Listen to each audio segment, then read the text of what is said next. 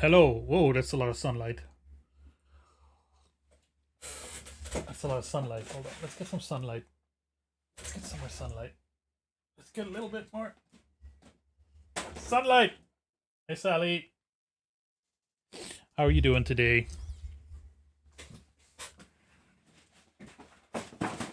Roll up! Stupid thing! Give me light. Okay. Is that better? You're good? That's good. I'm not. I'm not. Hi, John. It's not a nuclear blast. Oh, Sally, you know. You know.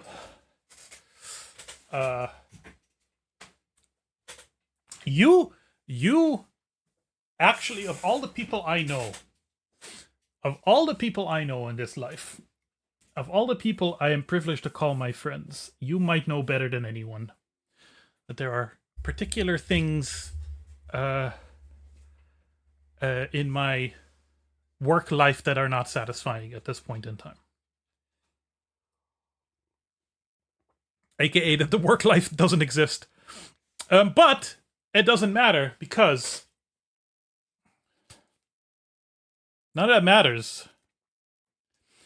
None of that matters because Stardew Valley watch face. Oh shit, sorry. Look, and it has the energy as my battery. It shows the time of day, although it's not quite night. Temperature, time, date. Come on. And steps, which of course isn't a lot in my heart rate. Which is probably not accurate because I have a mutant heart. And then the battery saving mode is just the time. Not centered or anything, but that's okay.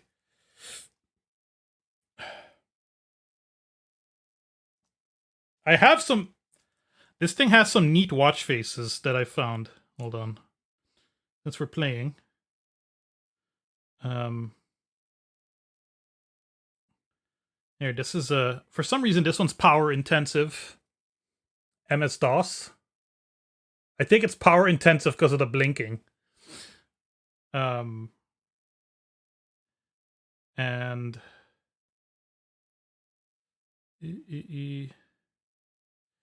Here, Windows XP. Check that shit out. Is that Windows XP? Because the little shield is like more Vista or whatever. GoldenEye or nothing? Oh.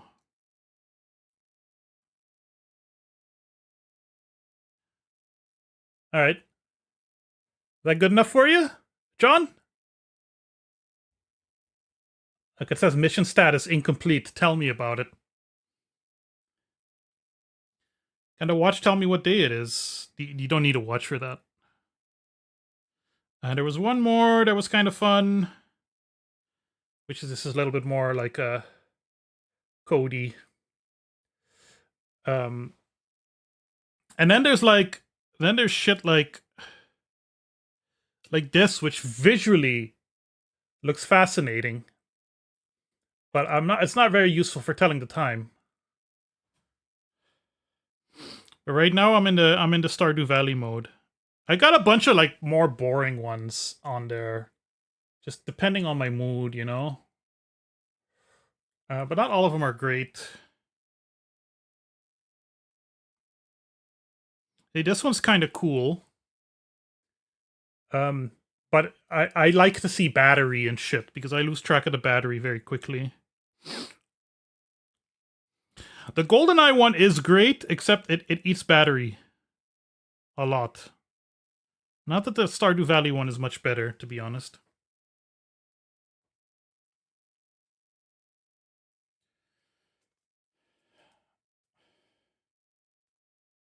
Come on, still letting this strap loosen up a little bit. So, last stream was a little bit of a fiasco, but I played around with this, the Creative Zen Micro, which I got off of Vinted for €5. Trying to see if I could get it to work, and I did.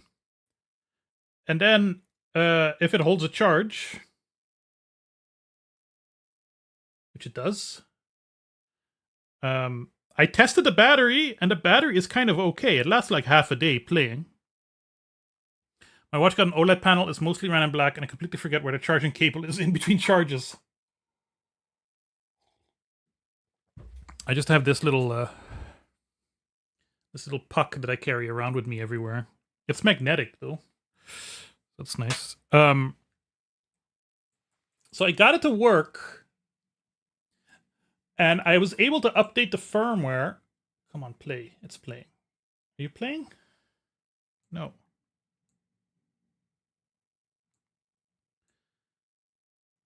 And I was considering, do I get a new battery? Do I get a compact flash card for it so that I can use it? The headphone jack needs a repair. Somebody tried to repair it before, but they botched it. You know, do I kind of restore this? Even though it costs more money than I actually put into it. The problem is, these are touch buttons. Like, this is back. And as you can see, look, if I do the volume works always. The volume works, no problem. Cool. Play pause doesn't always work. Menu mostly works. There it is. But the back button has like, it works like 50% of the time or less. There it is. And I don't think that's fixable, right? But the main purpose of this thing is to be a reference for the MP3 player in the game. I'm gonna give it real buttons because that looks better, I think, in 3D. But like the basic shape and layout and the menu, still, I'm gonna base the in-game user interface because I have to. I've committed myself, like, oh, I'm gonna have to make a user interface for all my in-game devices. So I've started designing those. Because designing them, that's the easy part. Actually coding them, that's the thing I don't know how to do.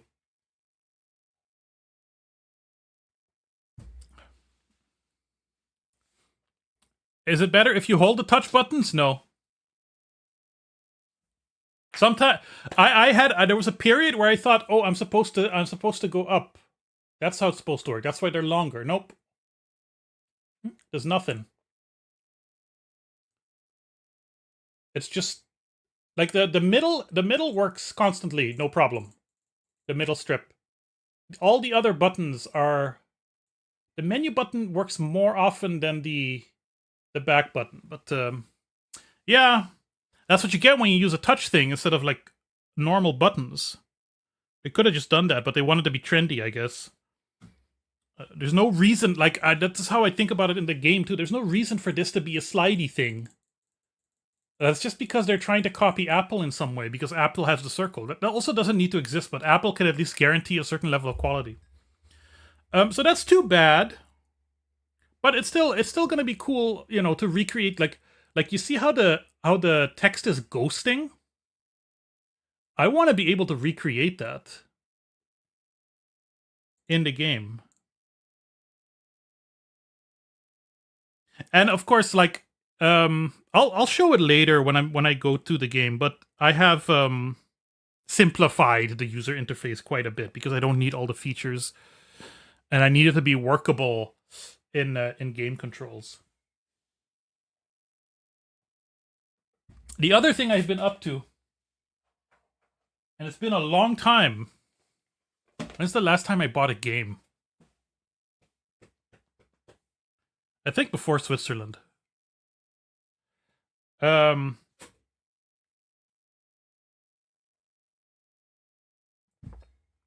Monday we went thrifting a little bit, and I got some classics. Let's not break them. I got Tekken. Look at that beautiful, beautiful face. Look at that beautiful face. Oh, we miss you, Bart. We miss you. There's one problem with this, and I didn't see this when I bought it, is that the case is completely shattered. It's kind of classic for PS1 games. Also, it's not great at holding the disc in. Oh, shit! Also, the disc is broke. Oh, no! Hi. Hello. I'm not sure if this will play. I need to add that into my spreadsheet. Jesus Christ. This one has been through hell. Well, they're mostly display pieces for me anyway. Let me just add that to my little spreadsheet.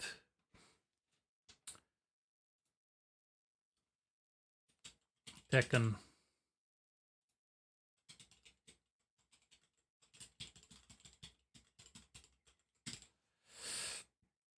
Well, that's Tekken. But you know what? If we can't have that fighting game, we can have the best fighting game of all time. Rise of the Robots. For the Super Nintendo. This is my second Super Nintendo game that I have in this collection right now. I don't have a Super Nintendo at this point in time. But I don't come across them a lot while thrifting or whatever, you know, so I like to pick them up. Rise of the Robot, legendarily terrible fighting game. But there's no such thing as bad games. But look at the chest on that boy. Whew. Who's his plastic surgeon, huh? And then lastly, I also don't have a Mega Drive, and this is my first Mega Drive game. Please ignore this gross sticker residue here. This is Fatal Rewind by Psygnosis. They had a few Mega Drive games, and I'm like, okay, I'm going to take one of these home with me. Which one is the most interesting one? They had like Altered Beast. They had a few interesting ones, and then I thought, wait a minute. This is Electronic Arts. And I remember Electronic Arts had this weird thing where they had essentially circumvented the Sega licensing system. And they have their own little special cartridges with a little yellow tab. And that's like, okay, if for my first Mega Drive game, I want a yellow tab. There you go, John. That's cool. This is hilarious, too. Look. If you can see... Focus. Focus, you asshole. Focus? I can't really see it. Look how few of the traces are actually go all the way. Can you see it? Come on. Come on, I had light.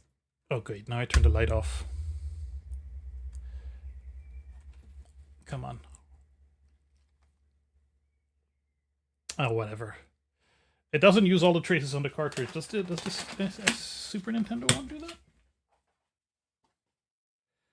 Oh, that one has all the traces. Yeah, whatever. So that's cool. It doesn't come with a manual, though it does have a registration card. What kind of games do you like best? Adventure, action, role-playing, sports, puzzles, or shoot-'em-ups?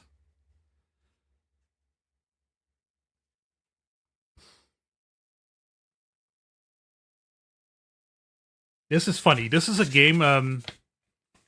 This is a game from 1991.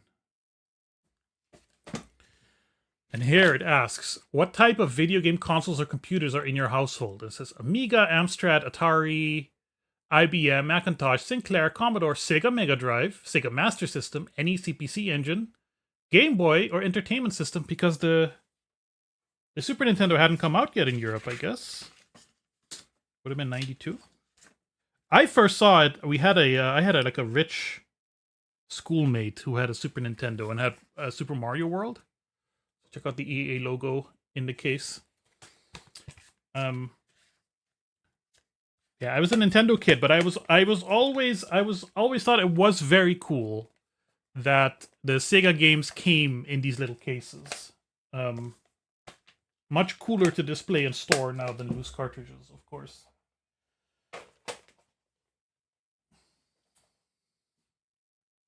So that was my week.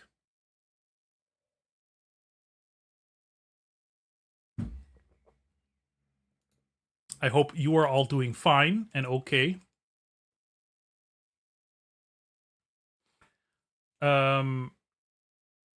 James Pond. Did they have a James Pond?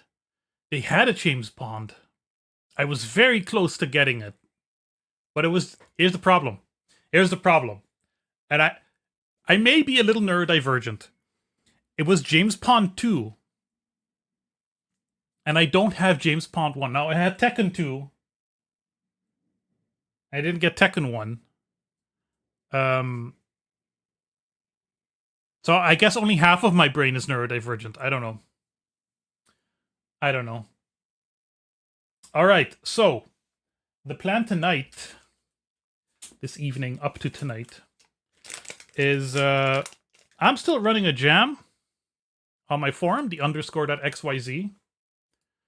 And I don't know if anyone else is going to give an entry, but I feel like it's on me as the forum owner, administrator, and jam organizer to at least give it a shot.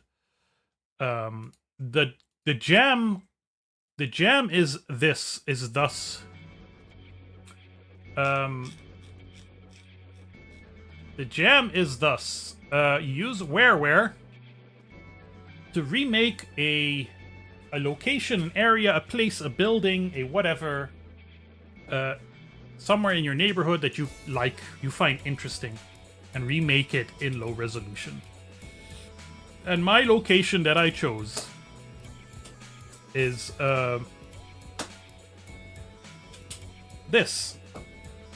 It is a little castle right in the center of Leiden, which is where I am, that the whole city was built around. And it's a lovely little publicly accessible place to go and get nice views and just chill a little, get away from the hustle and bustle. And I've always found it a remarkable place, so I'm gonna try my best. As you can see, I've made some progress. This is probably a little bigger than most things people make in WarWare. It was a bit of a struggle to make it, but I managed to do it. And what we'll do tonight is I'll tweak the textures a bit. I'll finish the actual castle itself, and I want to put a big tree in here also. And a path around it, because like, in real life, as much as real life is a thing that exists, in real life, see, it's right in the center of the city. It's beautiful. But in real life, there's a little path, kind of that spirals around it. But I can't, well, I could have, but I didn't make the hill circular because that would have been way too much work. So instead, I made the hill a kind of a ziggurat. But I still want to do a little round path around it. Like, I need to figure out what the radius has to be there. And the point is, you can kind of walk up it. Well, let me just do the WASD. The point is, you can walk up it, and I want you to be able to get up and walk around the circumference, and then maybe there's something to do or see, or there's a sign or something. That's got to be rather simple. So that is the goal, and I think, let me just write down what else I need to do. I need better textures.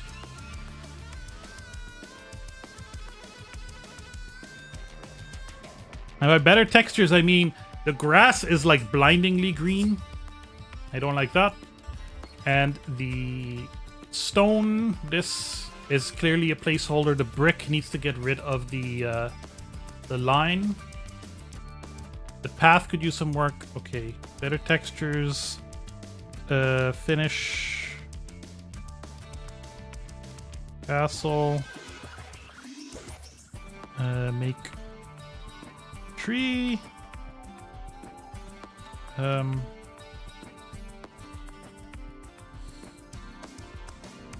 Like signs? Make signs.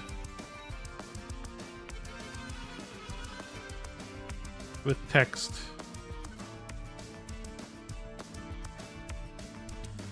And another stipulation of the jam is that you make an itch.io page with like a small paragraph describing why this place was chosen. So I might do that tomorrow morning. It's okay. I don't think anybody will mind. I don't think nobody will be mad.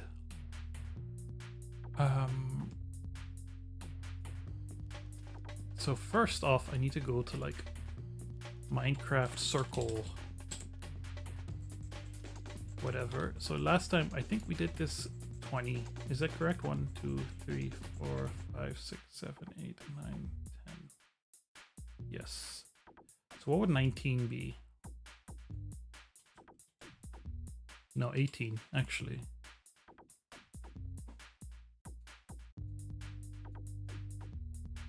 Or if we do 20 with a thick border. No. 18. 3, 2, 1, 1.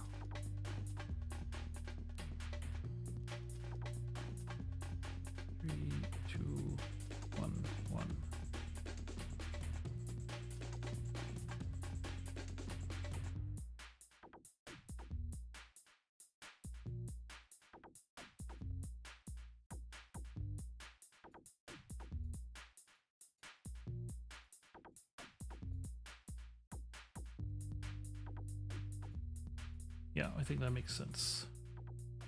I think that makes sense. 3, 2, 1, 1.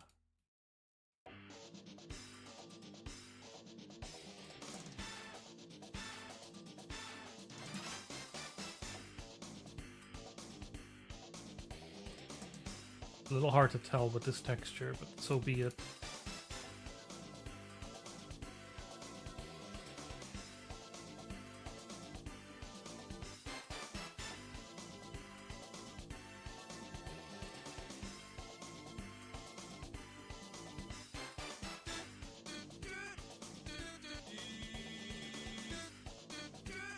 My question is, do I like build walls that you can't fall off the side?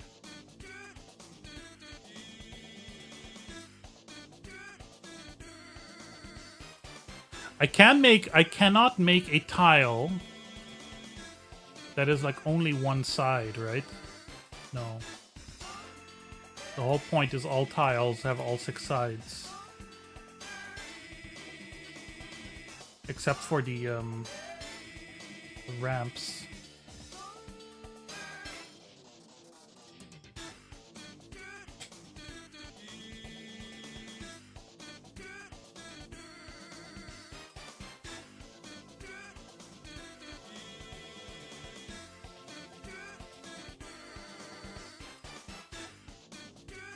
Okay, so this would be 1, 2, 3, 4. What's the center?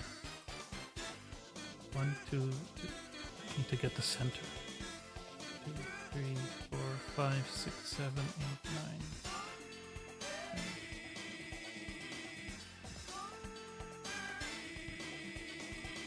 One, 2, 3, 4, 5, 6, 7, 8, 9, 10, 11, 12, 13. Times 2 is 26. Okay, 1, 2, 3, 4. 1, 2, 3, 4.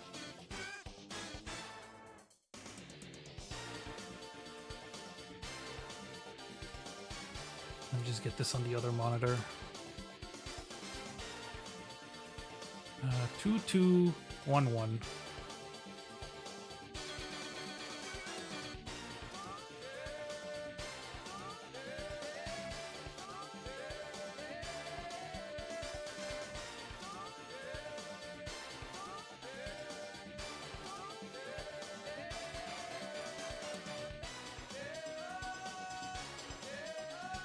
God, this music.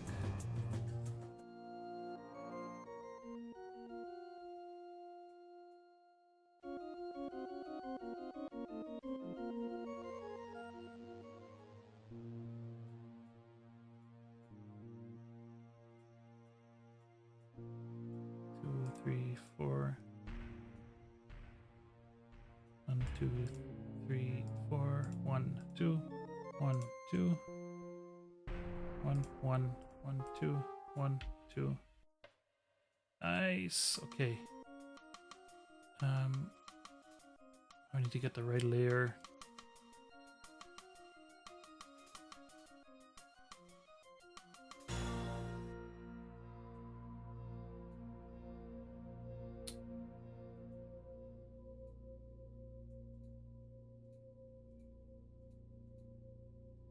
I just realized I done goofed. I need wait, it's here. I need a thick line. 3, 3. Okay.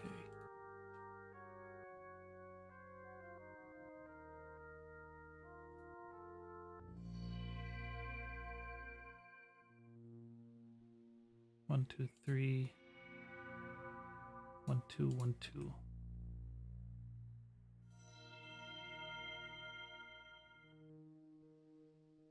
Hold up.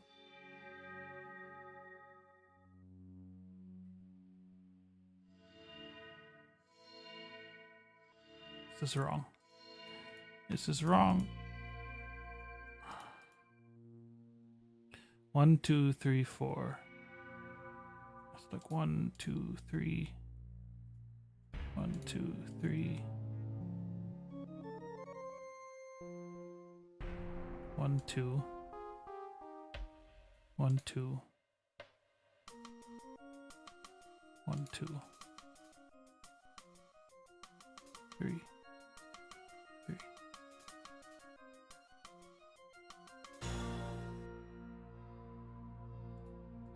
3, 1, 2, 3, 1, 2, 1, 2, 1, 2.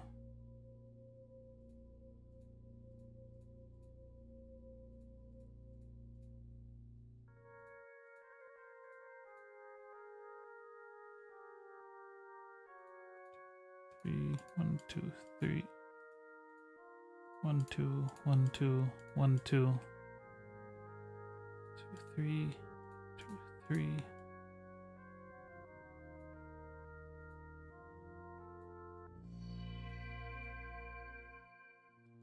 2, 1, 2, 1, 2. All right. Now we got our path.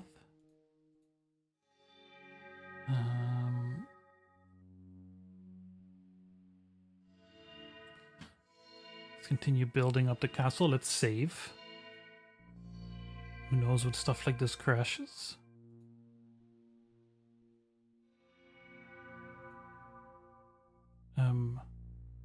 Let's do draw on surface.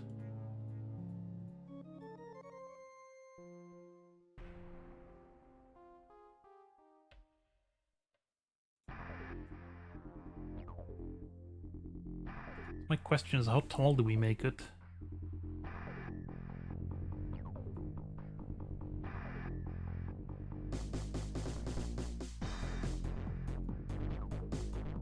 You see the door height? It's like double the door height. I think we can probably stick with 3.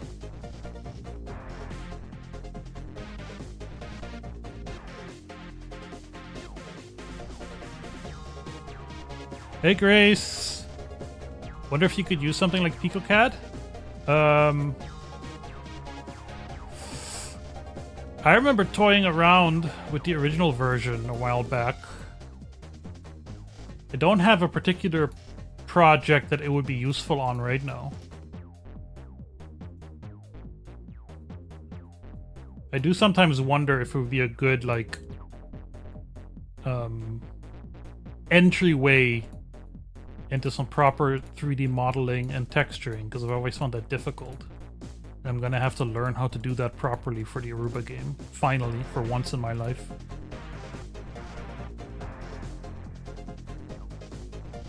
How are you doing, by the way?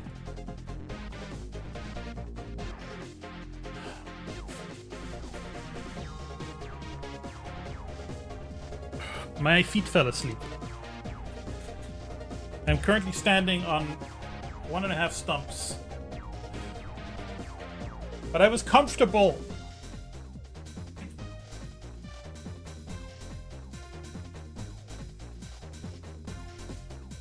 I think we're gonna do this.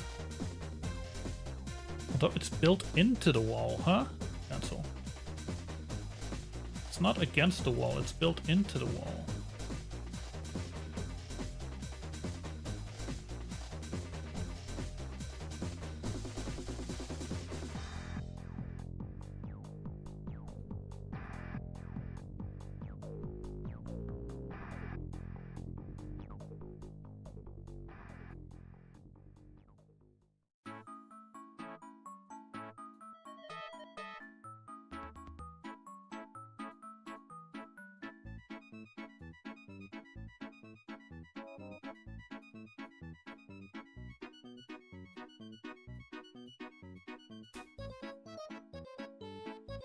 Oh no, now it's tingling.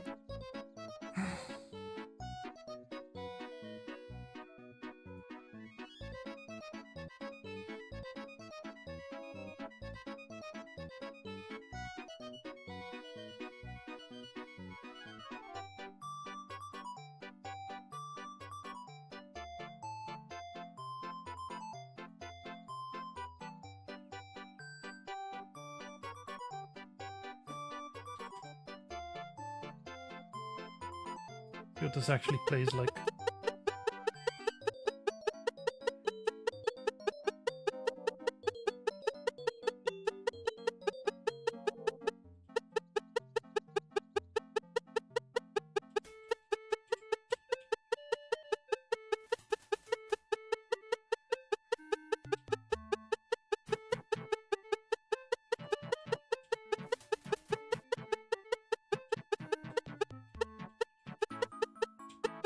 Baby has coyote time.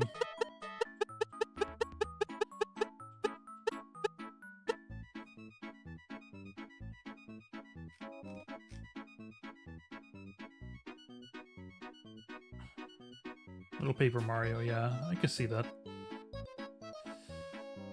There's a back door here. Just wondering if I want that. Yes, I want that, but I'm just having it closed.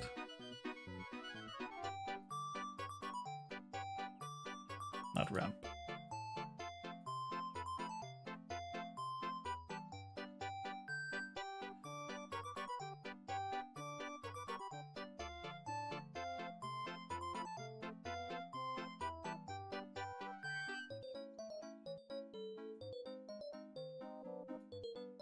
Always gotta give a little bit of attention to the back door, that's right.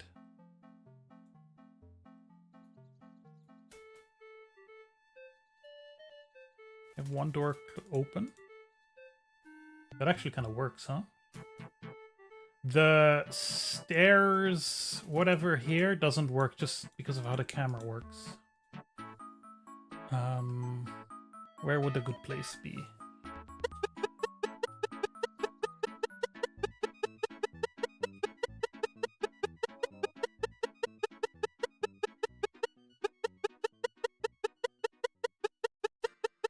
Probably like here.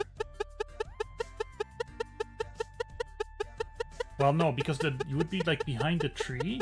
The tree would block a lot of this. So I think the idea of doing a full circle on the top is no good. But I'm curious if how much okay, I'm looking at it in widescreen now. I have to remember. If I'm looking at it embedded in an HTML page, I'm just curious how much I could actually see. Let's just build the tree up a little bit.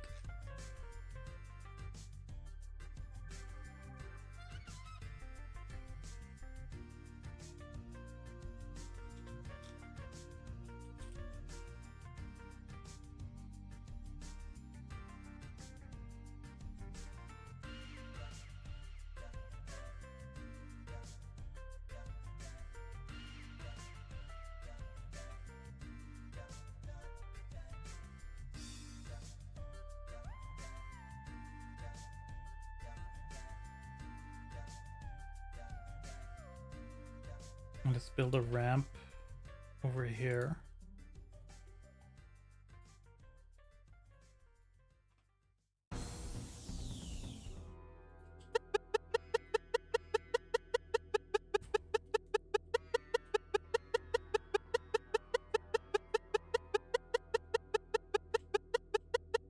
Yeah, that could work.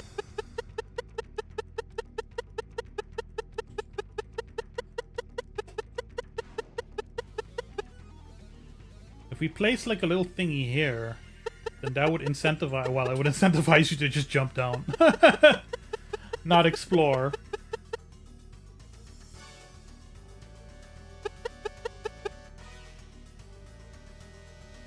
Let me see. What do I do these boys?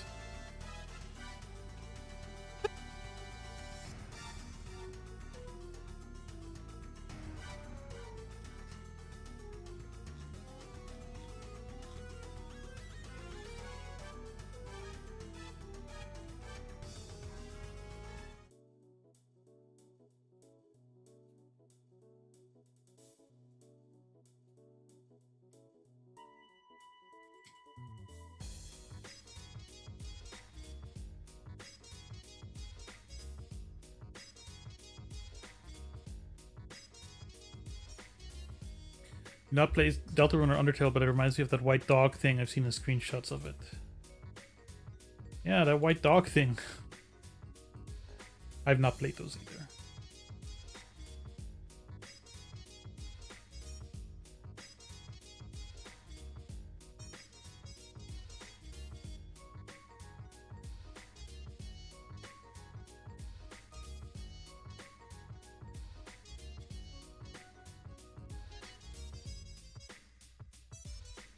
You're thinking of Temmie. I'm pretty sure.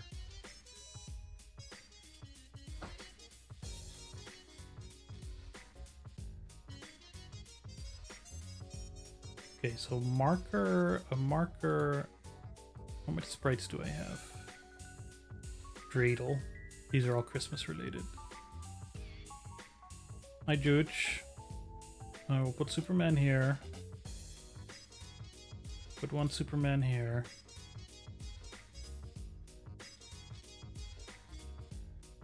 Put one Superman here. I love that you could just put pictures in this.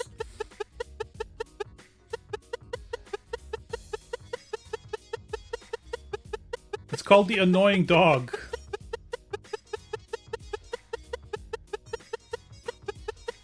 I'm a dog person. I'm a dog and cat person. I'm an animal person in general. All dogs are annoying.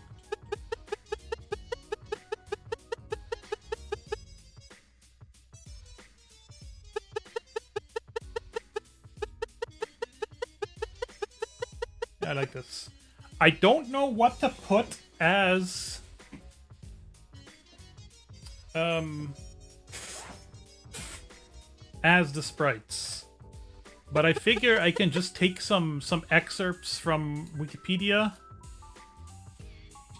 Burgt van Leiden.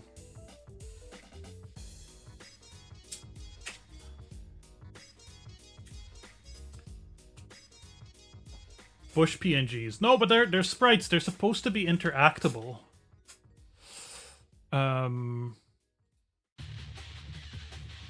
Alright, so this is like the gate towards the area where the thing is. They're currently restoring this. The lion apparently was originally red, so they're painting it red again with bulging white eyes. And I also love how they're like, look at the size of this castle tower that we built here, but the real thing is just this one-story thingy.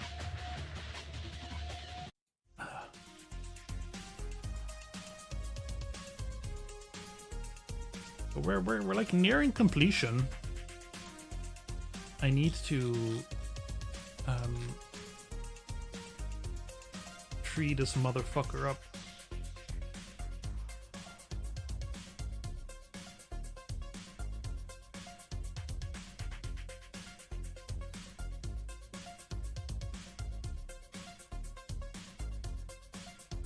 Apparently the big tree in the center, the middle one, is dying.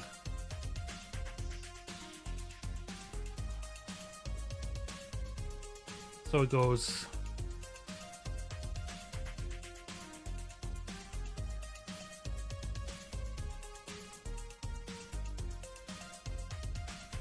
Unless, Carol, you meant George Bush PNGs. I don't think that would be appropriate.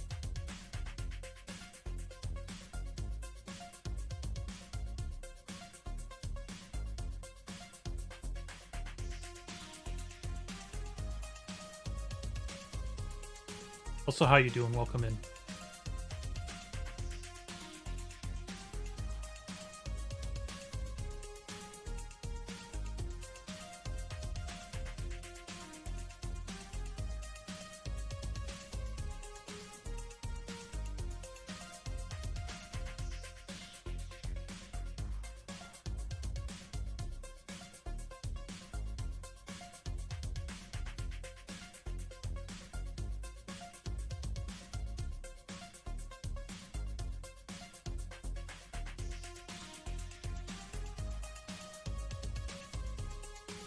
Is this something?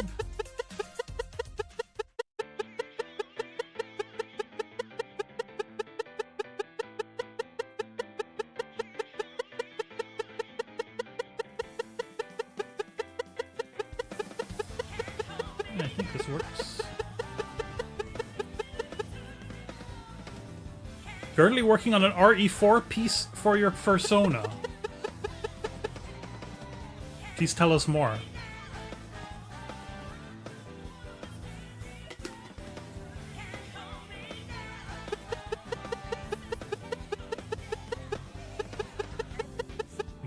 We could round this a little bit. Other than that, I like it. If I can get there. That's funny, I put more detail in the back than the front.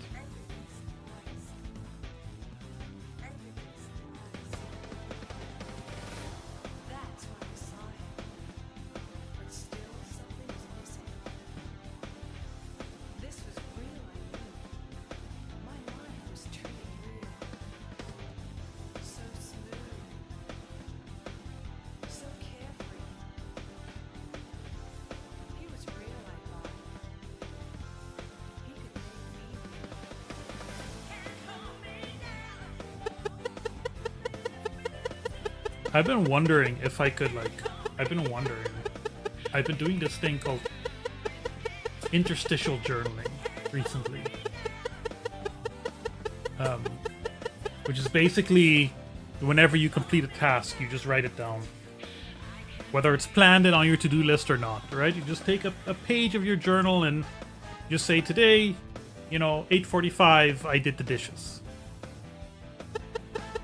And it's been really helping me kind of keep track of one, of what I've done during the day, but also where I am in time, because one of the, like, not very often discussed symptoms of ADHD or issues with ADHD is you're completely unmoored from, like, your conception of what is past, present, and future. You're just kind of drifting along in time, and time just passes. So just having these little notes, you know, that's why I like having a watch, because I can always look at what time it is, but, like, having just having a little list of stuff, line by line, has helped me, right? And I was like, yeah, daily stuff or routine stuff is really nice, really useful. I was like, I've never had particularly good drawing skills because I've never put the time into drawing. I've always wondered if can I make invisible blocks?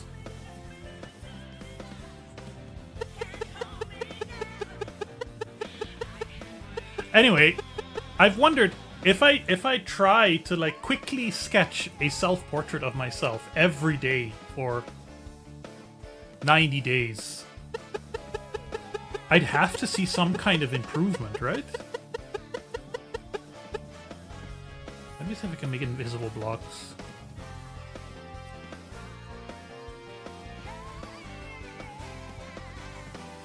But now I just need to get myself to do it.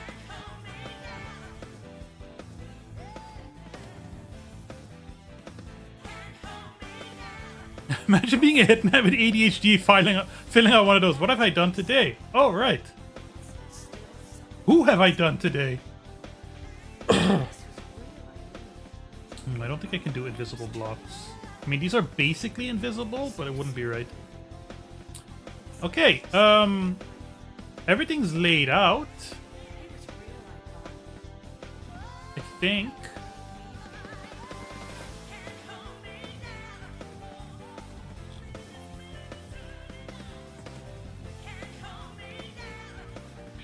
Should I make the gates? I should probably make gates.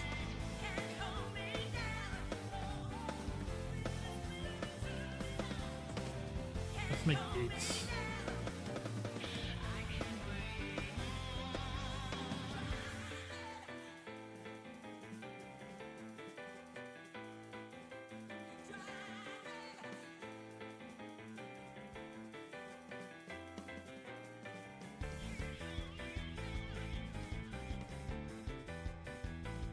I might try that. That's kind of a meditative thing too, you know, like, just wanting to cultivate a better self-image.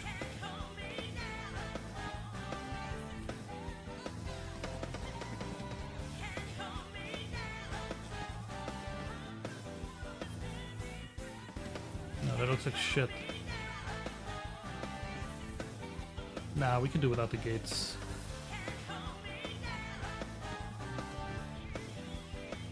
Let's add a little bit of a different green to these.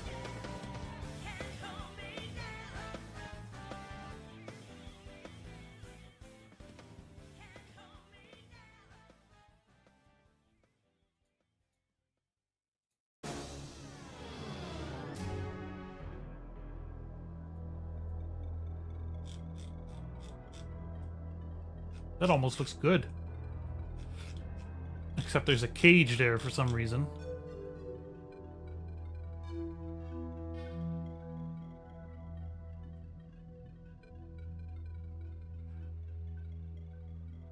Wait. Wait,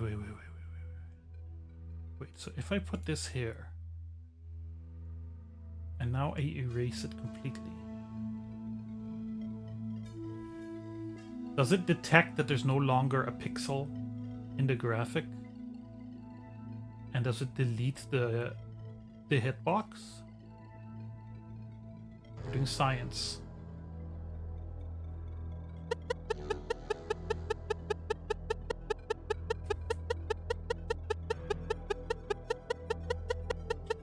No! So we can create barriers. Well, then that's what we're doing.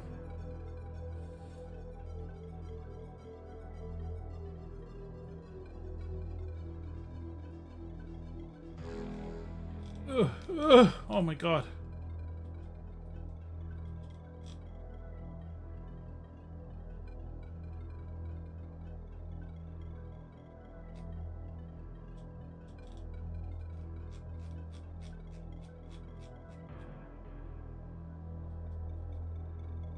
Center it a little.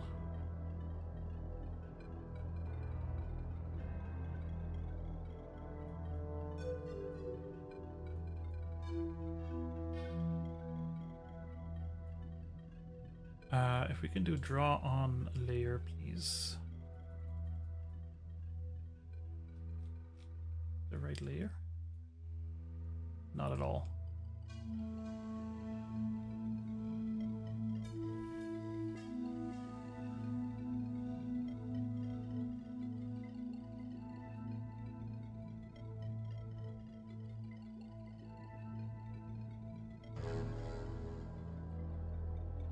Typical me. I always have to push these things farther than they're meant to be. Can never just do it the straightforward way. It's not possible.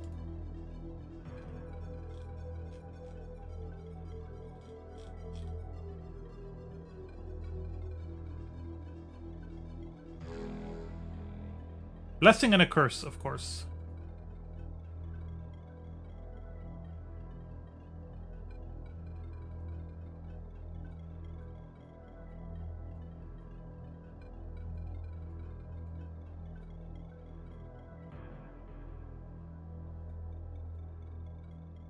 Oh, I do need to block to get rid of these.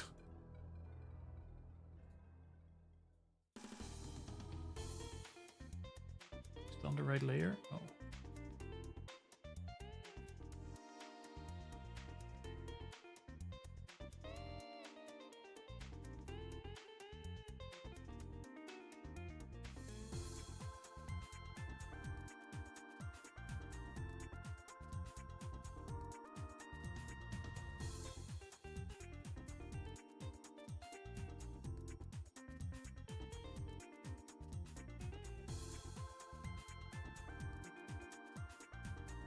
So I've been working a little bit on the Aruba game, mostly in the weekend. I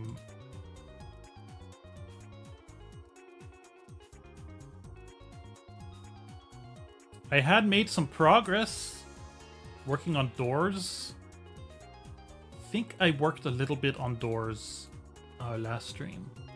I made some progress, and then I made some backwards progress. What would that be called? Regress? Had some setbacks. But that's okay. The whole point is I'm learning, and I'm taking it slow on purpose. But I'll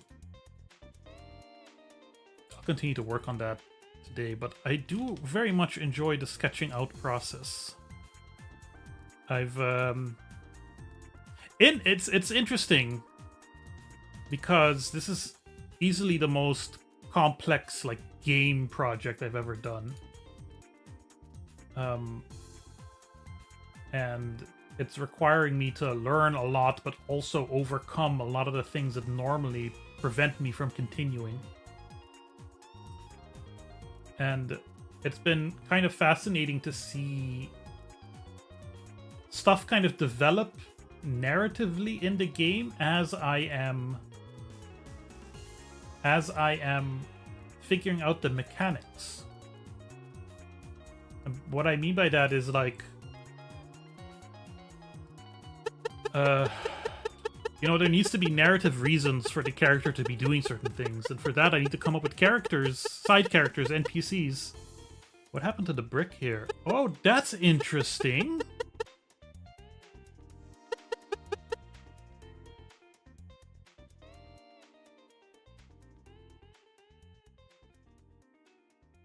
Do we use that? You see how the bricks aren't visible here? Because there's invisible bricks in front of it. So the fronts are culled. I'm like wondering if we could use that. Maybe we could for advanced things, but kind of want to have this done tonight. But I'm learning more and more mechanics.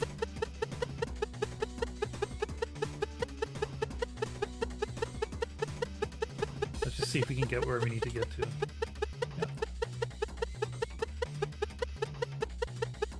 Yeah, and now you can't jump off.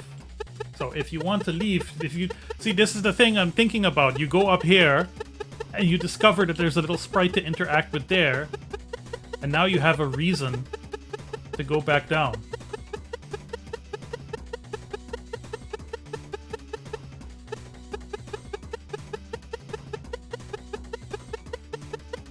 And then walk along the path.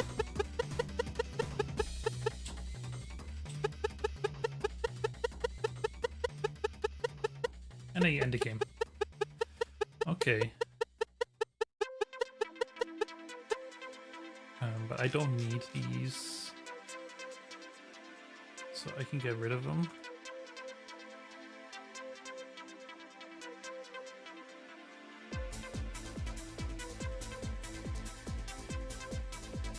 I do want to improve the stone.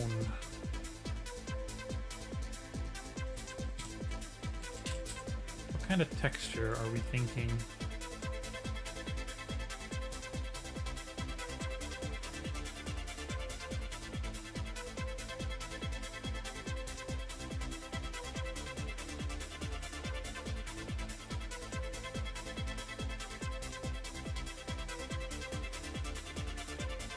The stripes is like marble.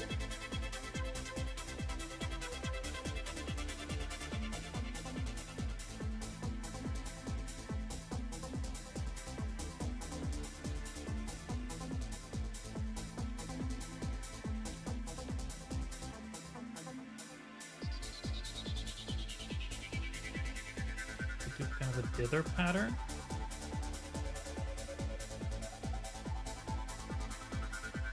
I don't know about that.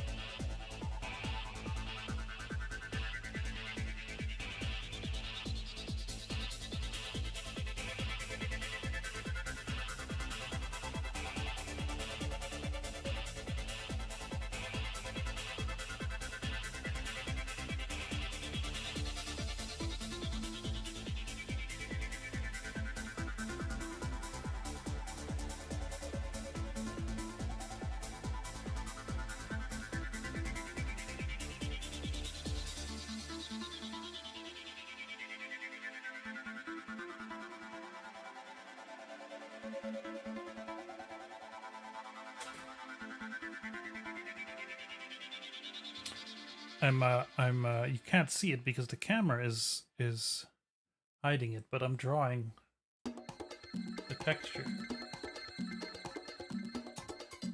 Or at least trying.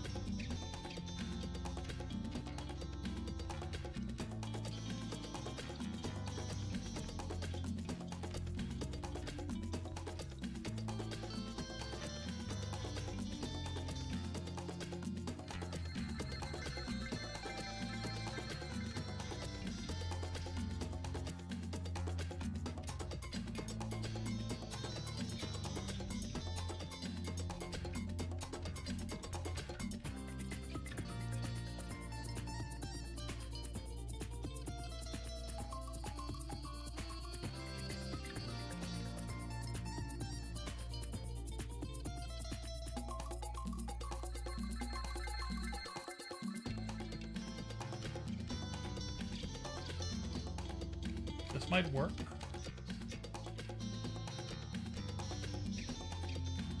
Assurance. Today is the day. Hey, Snoodle. How did you know that? Where did you get that information from?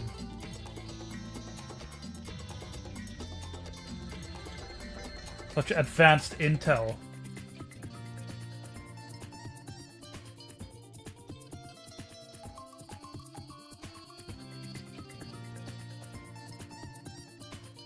Oh shit, already missed one.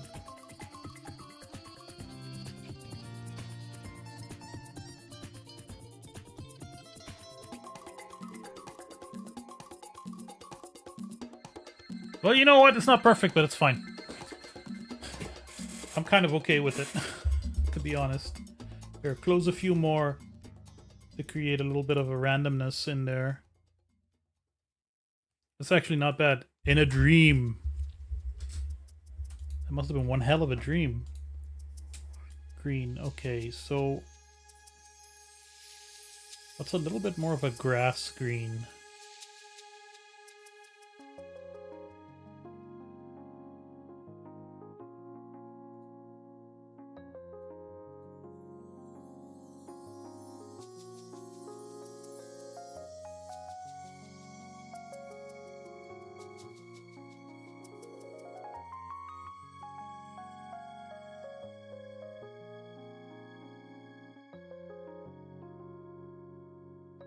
I wish... there's one... like, I know the whole point of this is limitations, but there's one tool that I really wish this game had, and that is a color select. Never mind, it's right here. There's a color picker. Oh my god, I've been doing it without this whole time.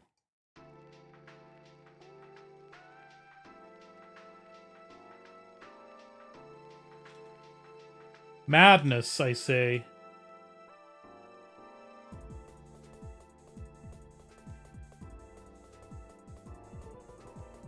It's just not a separate tool, so it was a little off.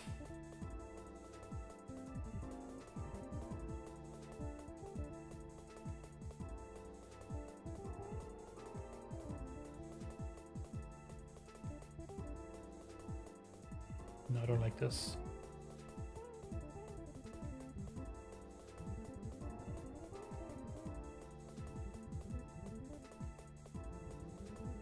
I like the little circle.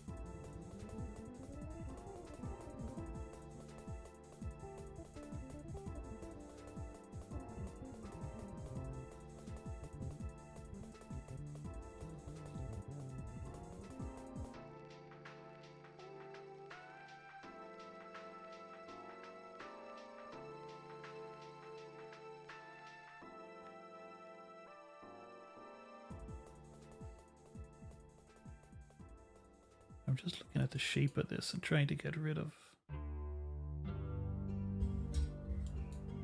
the biggest areas, but like what's that?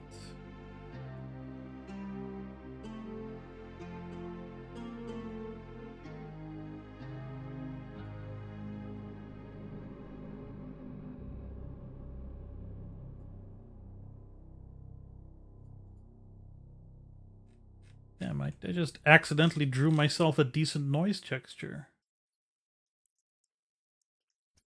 With 3 colors. Not bad, Bobby.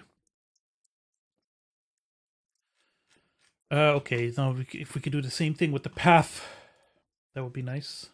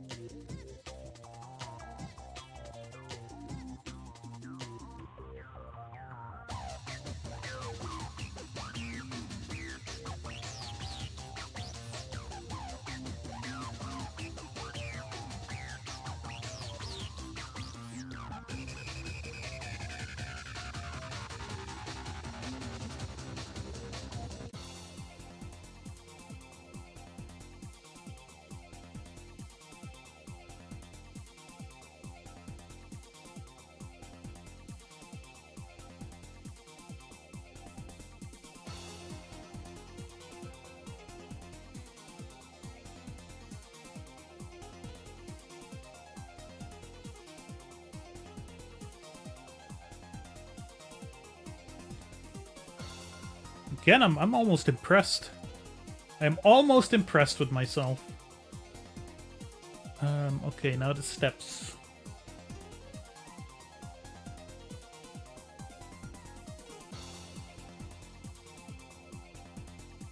Looks fine, doesn't it?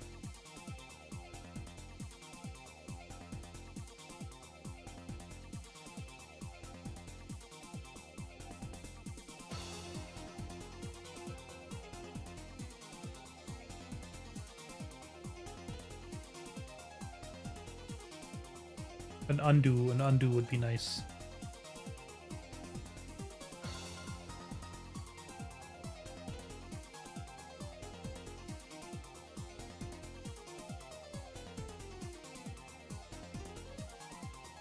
It defines. Shit. How are you doing today? 2-2-2-2.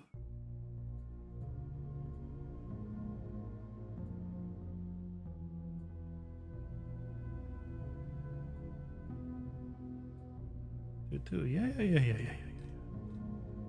Should we add shading?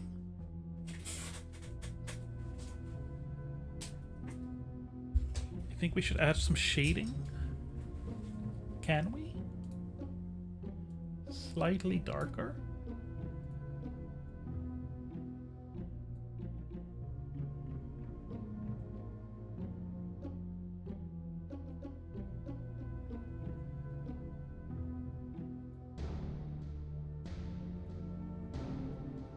Bunged it up. We done bunged it, boys.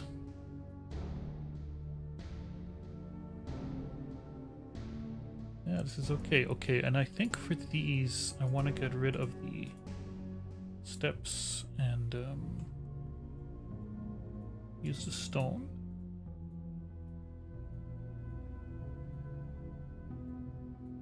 Should we add a couple of trees? Add a couple of Minecraft trees.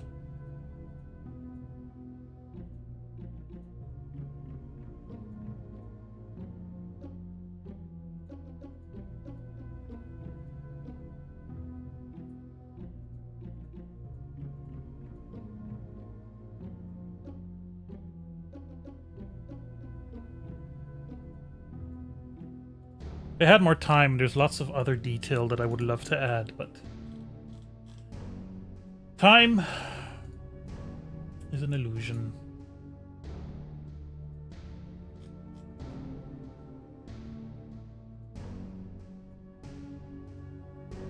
Cruel, cruel, cruel illusion.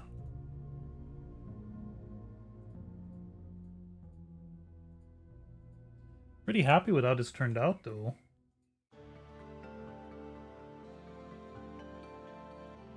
Kind of okay with it.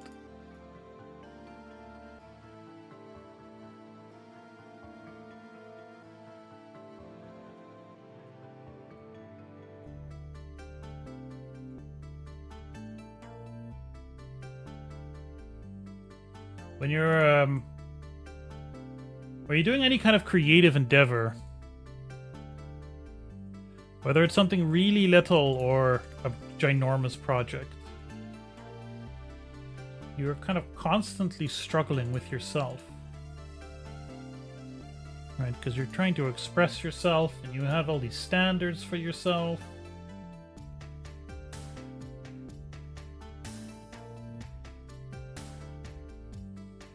And for me especially, I've always had this massive creative urge. But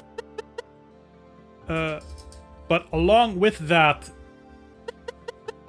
this fear, this avoidance, you know.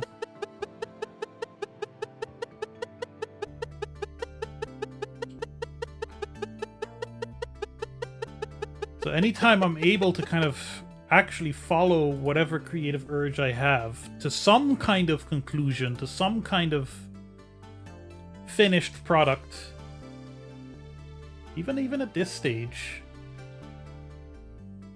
that's a big victory.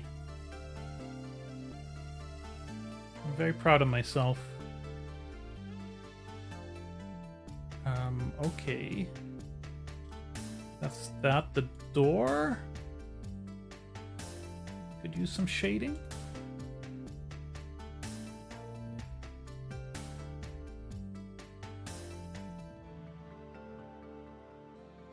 That wouldn't count as shading.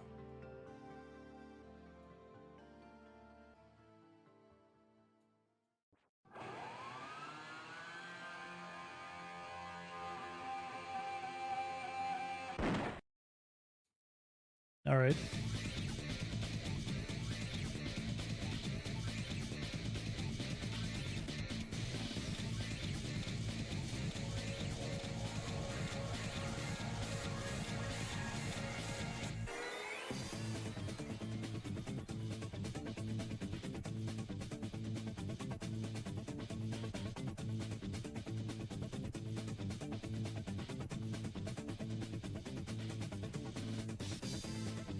Can I add rivets?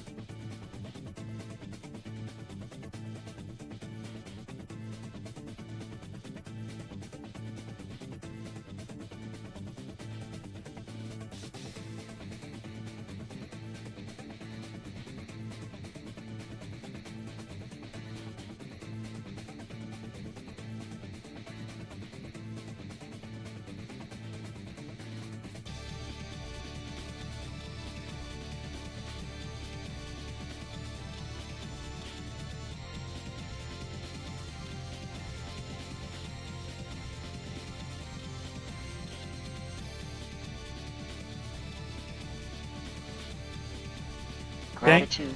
Carol has donated your 5.00 to the BOBSTREAM. Thank you, Carol. And may I say, moo. No,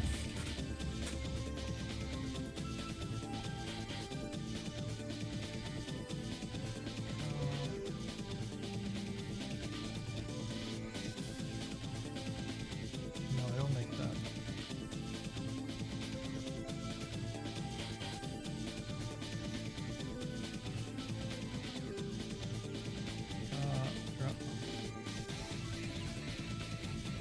Draw.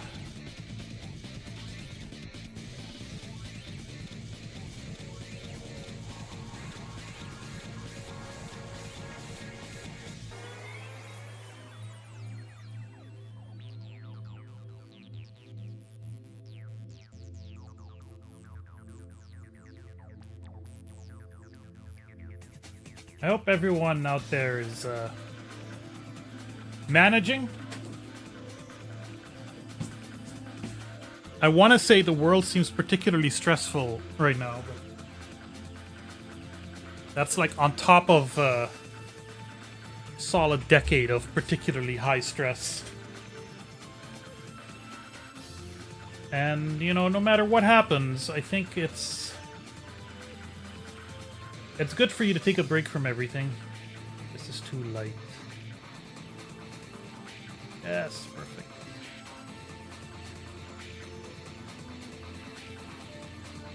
It's important to remember you're a walking, talking nervous system.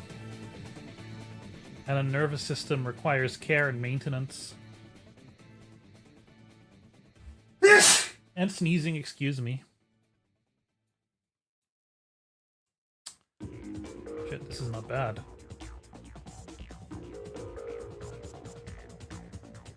Maybe a little too dark.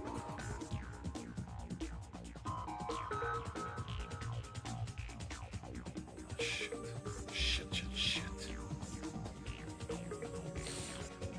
Thank you, Snoodle.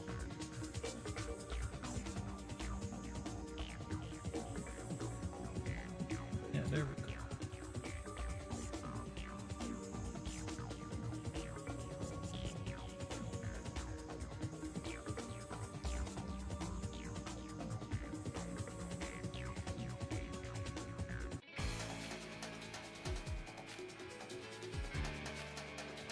I'm a big sneezer, and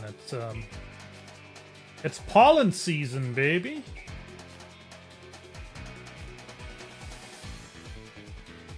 I like this. Okay.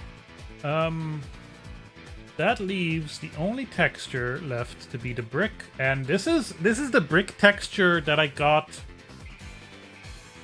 from the game. This is barely modified default brick texture, but now I'm wondering.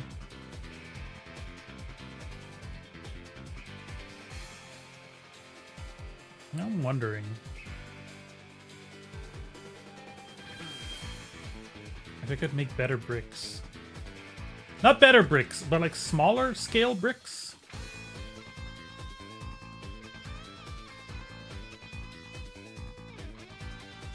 The dark color.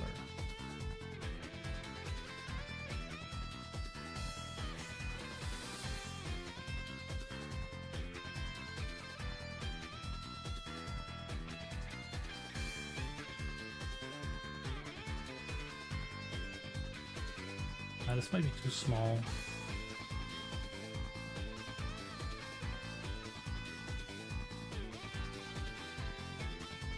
But I need to be able to give them some manner of shading. I'm going like, okay, well these are too square. This is 1, 2, 3, 4, 5, 6, 7 pixels. 1, 2, 3, 4.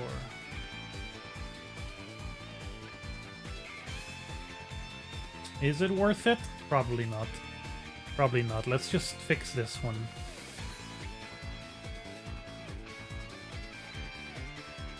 We'll fix it by first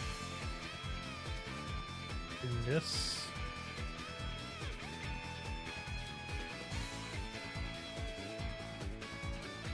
And this.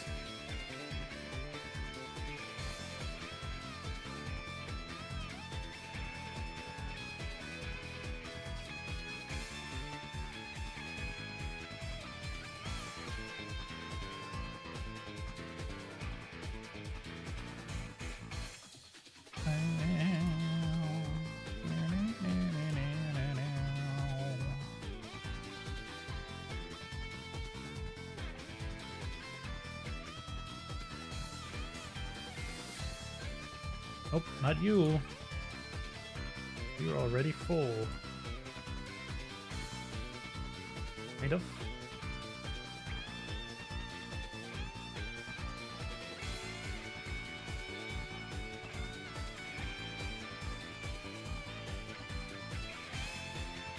And a little bit of...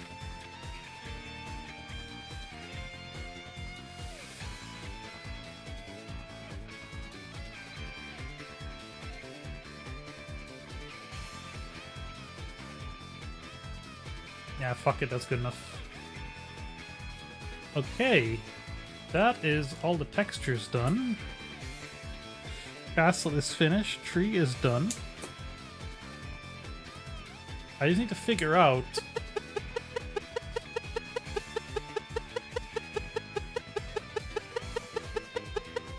I'm thinking, since I can just import images...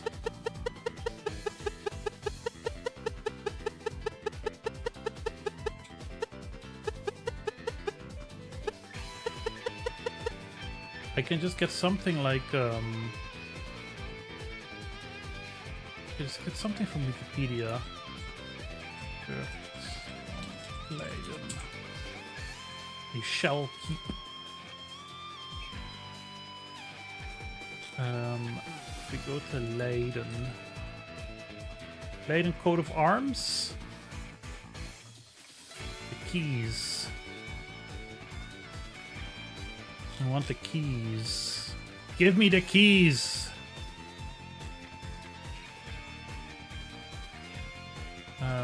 Leiden keys.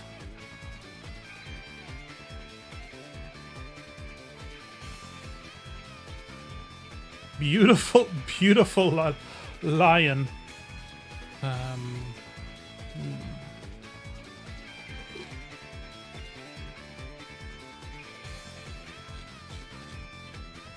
I think the keys are because the first big church in the city was the Church of St. Peter, who of course holds the keys to heaven. Sleutelstad. There we go. It's almost square.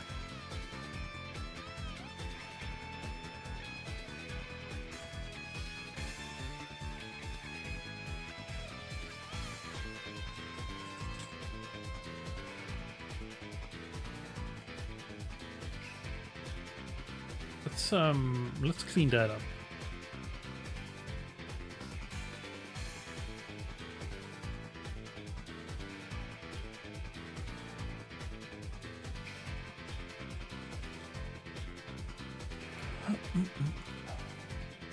Where's my layers? Okay,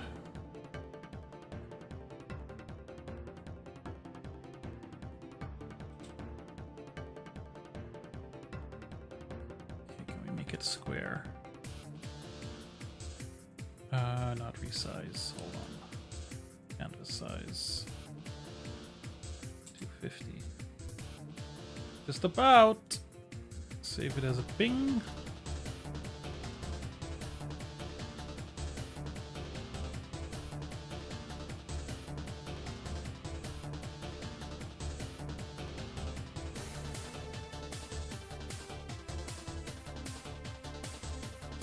Make sure this is saved. And export what we have right now while we're at it. Okay, and now add a sprite.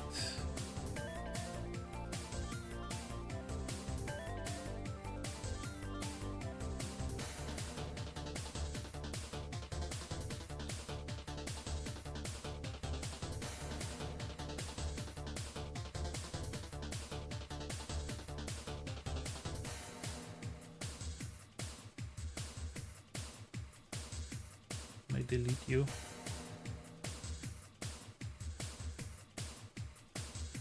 Can I delete you, please?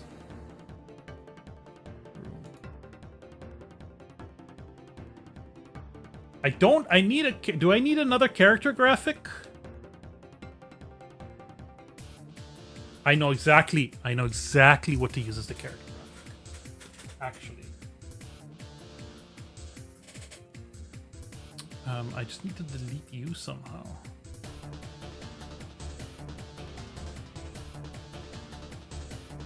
I don't know how to do that. Eraser. There you go.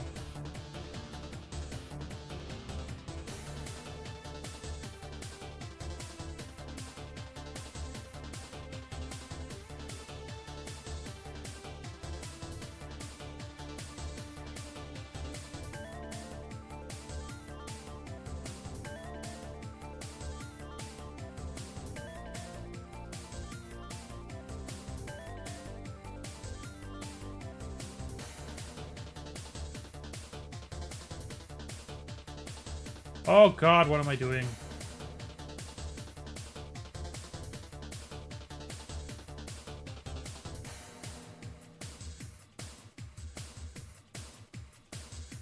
Just how do I get rid of these?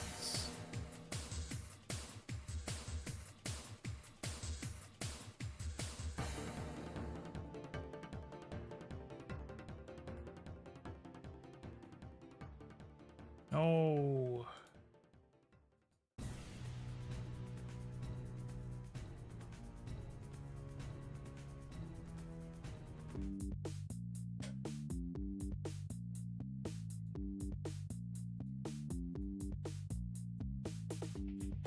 Oh.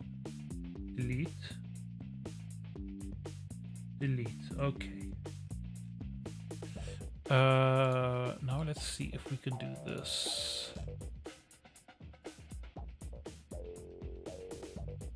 Yes. Okay. Game. Character idle graphic.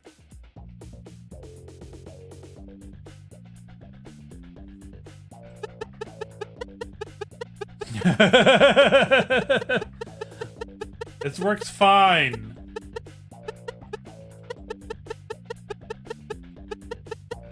Yes.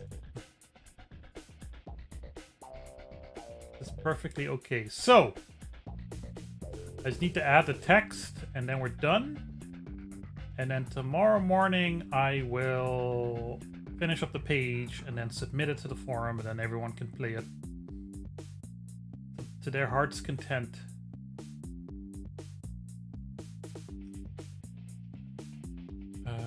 Save once again. Now for the text.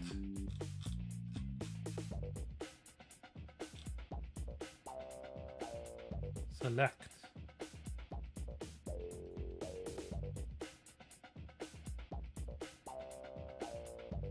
Wikipedia.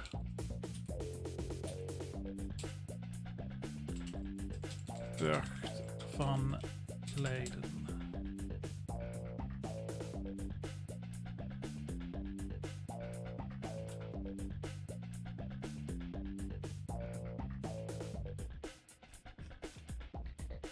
How big can you make these worlds, really?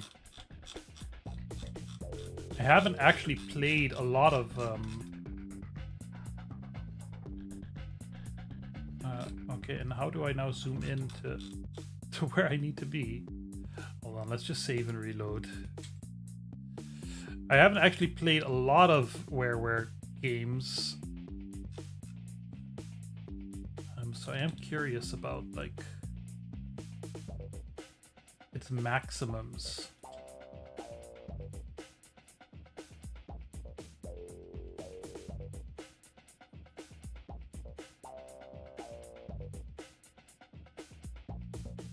Yeah, so now if I go...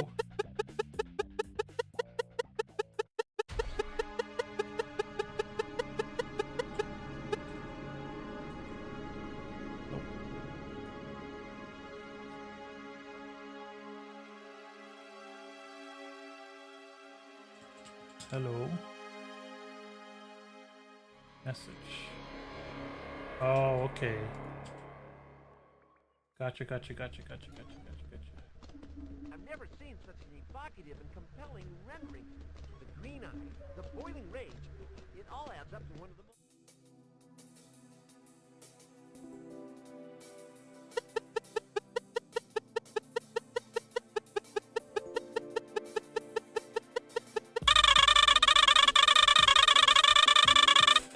Oh, this is cool.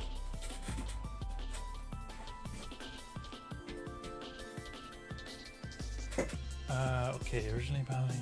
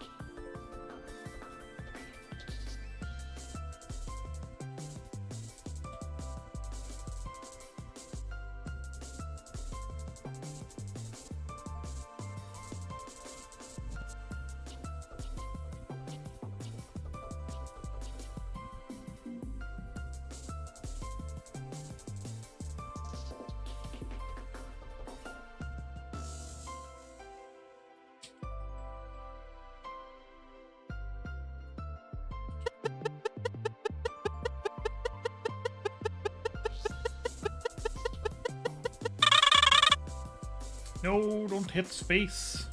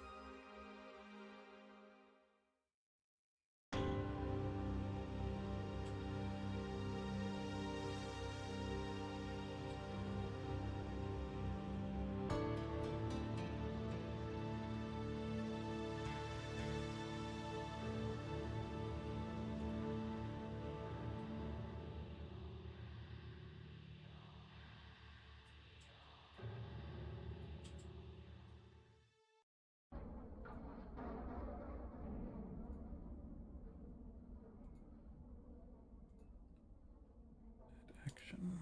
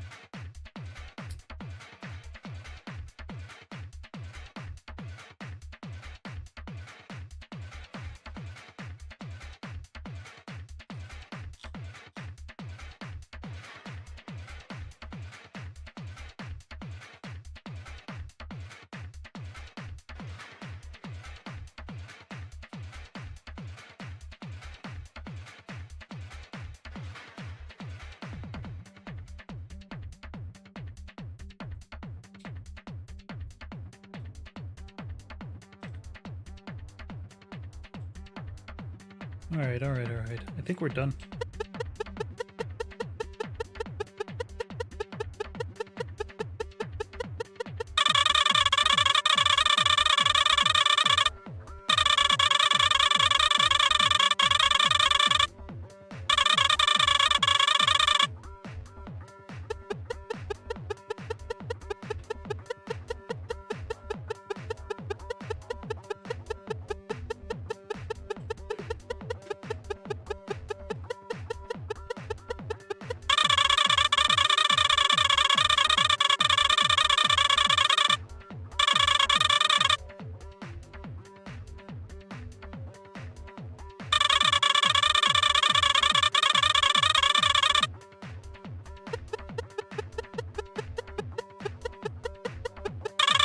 No!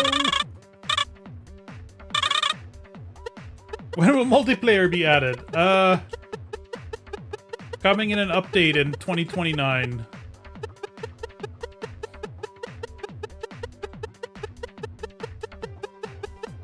It wouldn't surprise me if people have hacked where to be like a multiplayer compliant.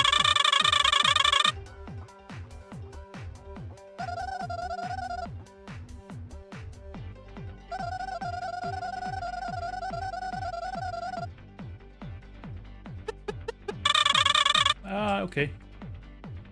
We have one more fix, which is you have classic, and this tree here could use a little bit more green. And then we're done.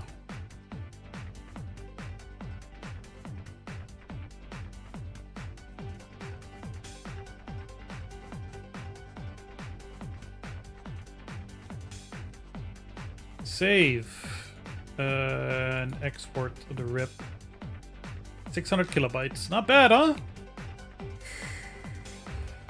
So I'll, tomorrow morning I will, make a little page for it and, plop it onto the, into the forum thread. Hopefully with a couple of other entries. A little bit less excitement for this jam than the previous ones. But you know, the world's on fire, so what can you do? I'm gonna take a quick little bathroom break, and then when we come back, we're gonna work on the Aruba game for a bit. Alright? See you in a few minutes.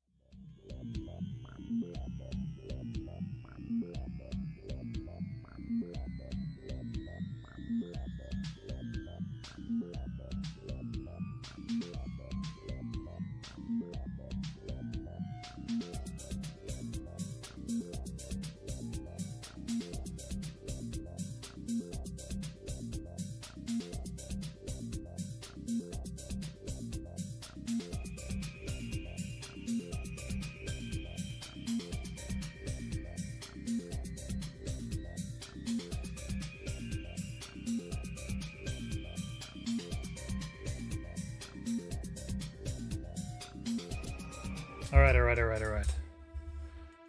I'm back, and it's time for the real shit. Let me show you a little bit of what I've been up to and what the problem is. And then, as is usually the case, I find what these streams are very helpful for is helping me think out loud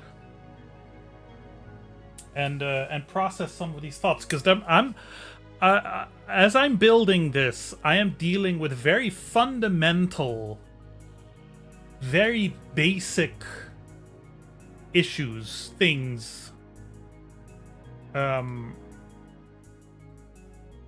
about how to implement these things, because like there's multiple things going on here. One, I am learning, and I'm learning multiple things. I'm learning kind of how the code is structured. I'm learning how the game is structured as a system, and I'm learning Godot. And it turns out, and it took me 40 years, almost, not quite yet, but it turns out you learn by doing. That's the only way to win. So in the past, I would have kind of internally punished myself for not knowing a lot of these things that you could only learn by using a piece of software over and over again for years or whatever. So I've built myself a little house. I've rebuilt the environment a little bit. Not that you would notice, but I built myself a little house, kind of as a test bed for certain things, and hopefully this works. Yes. So we have our character controller that I'm mostly happy with. I can crouch, I can make a tiny little jump, I can walk, I can run. We have a debug to show our speed. As an atheist, I don't believe in Godot. It's fair enough. I have some... What's item? F. Let's use body R. Those are gonna change.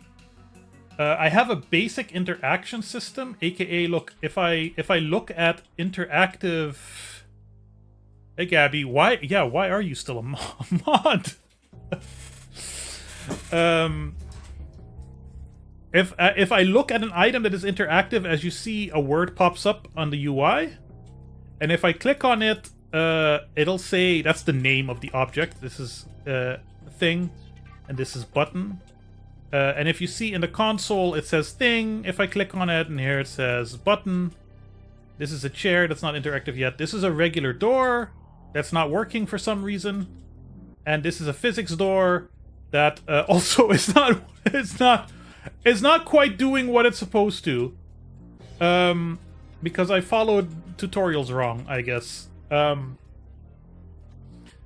I have spent, as usual, a large amount of time sketching things out. And as I was doing these door tutorials, I realized, hey, yes, it's good to take this and learn from this and whatever, because I'm getting some basics that I can implement in the game, right? Because there's a part of me that says, oh, I need to do everything from scratch and everything needs to be perfect, and then there's a part of me that says, bro, your income is below minimum wage. You're doing this in your spare time. Use whatever components you can find and try to integrate them. So it's finding that balance, you know. But I spent, in this last weekend, the amount of notes I took is actually kind of staggering. There's more than 10 pages. Door is used by the Hulk. Correct. I wrote down what kind of doors I need and how I need them to behave. because I do have some special things I want to do.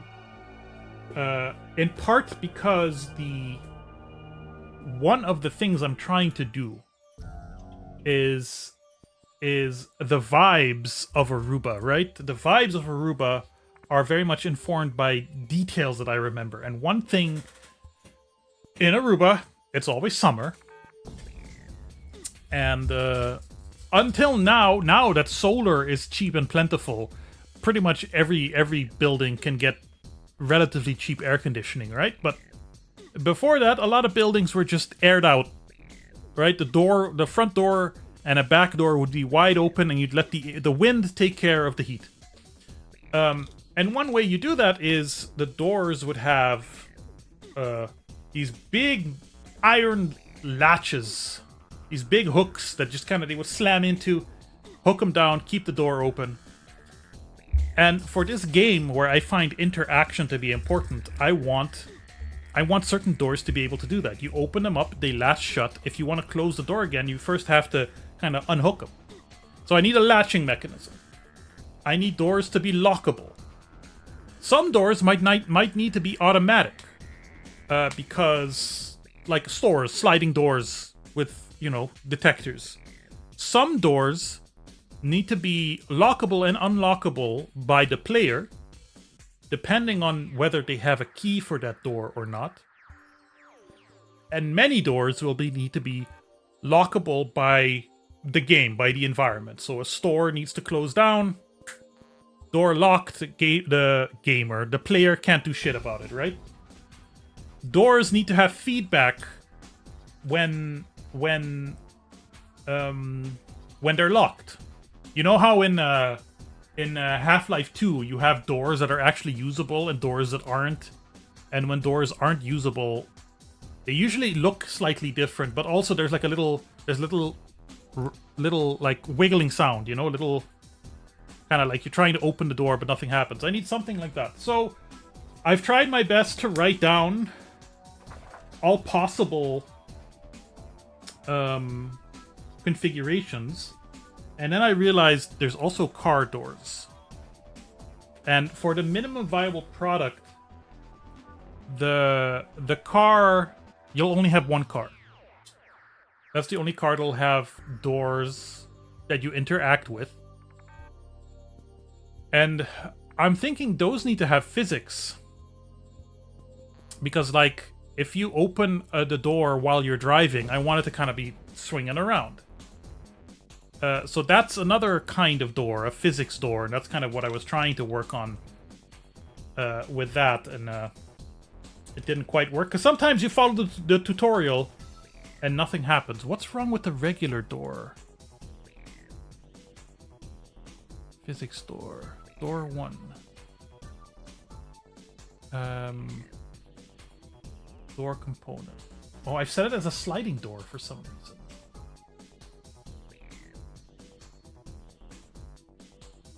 Will it work now? Yay! Sick. I also love how the texture is like projected onto it so it moves. That's fine.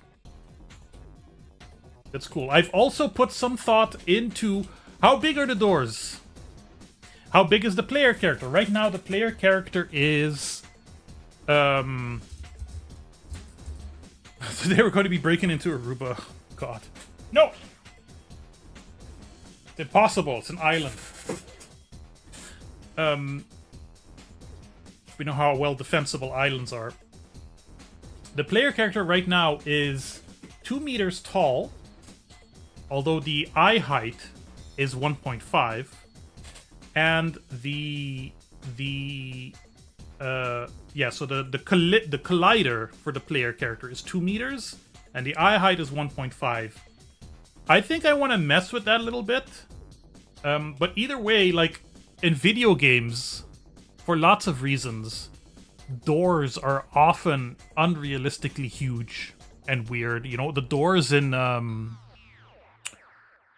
Amnesia games, they're physics doors, so that's cool, but they're like these ridiculously wide doors. I want some kind of semi-realism.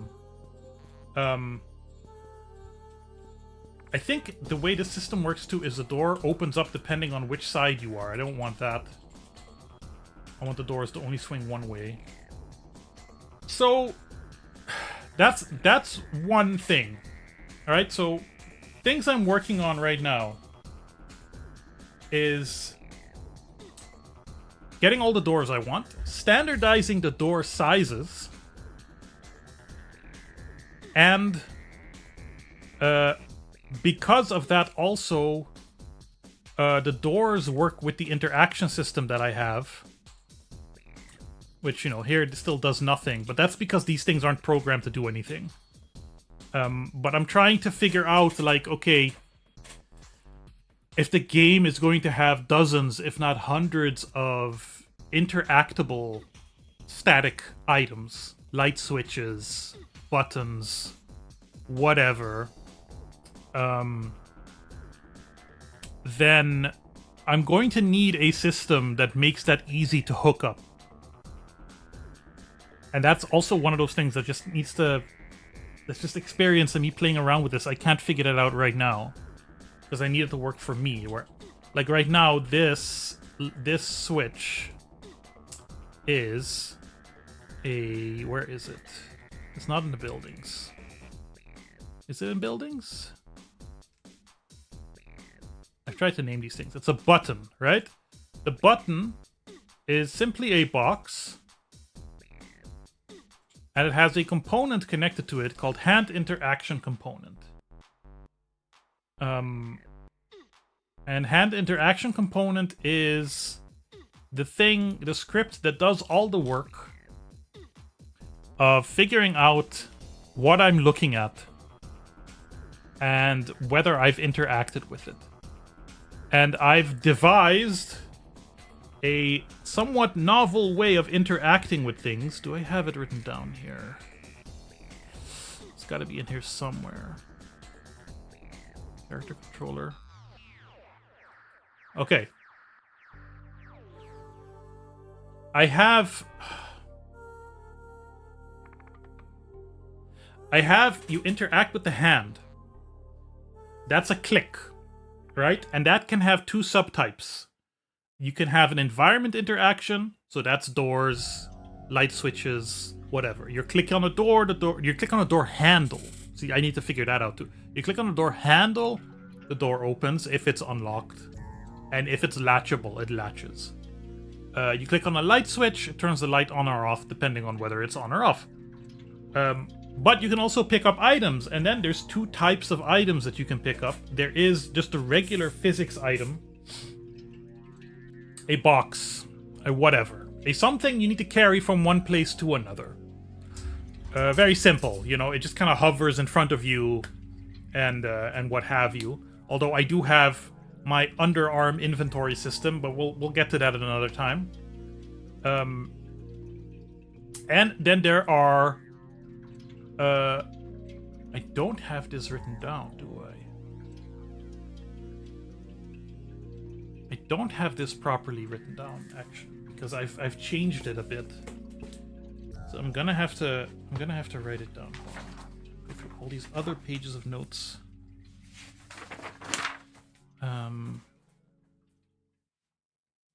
There's hand interaction.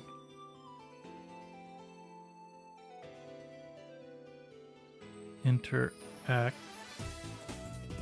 One. Pick up. Movable. No, one is... shit. I already messed it up and there's no backspace on a paper notepad. One is... I should probably not do this on paper then, if I'm still thinking this out.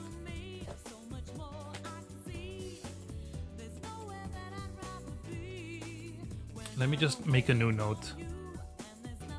New note. Interactions.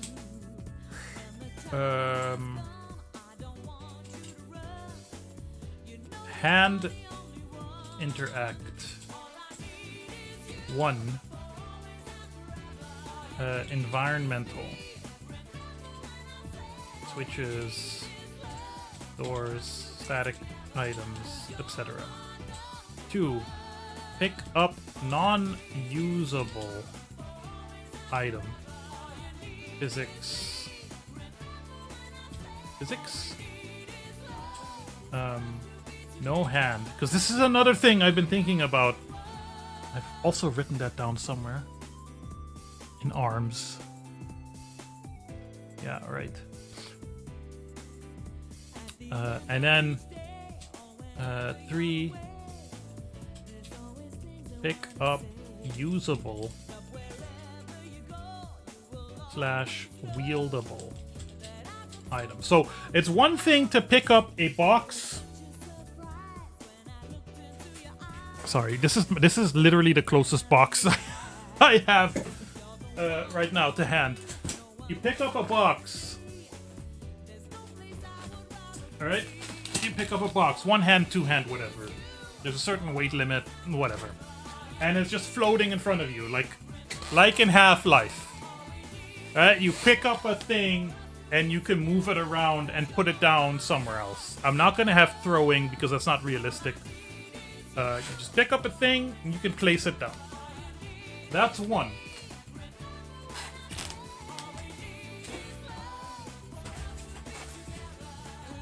Two is usable. Usable is flashlight or a water bottle.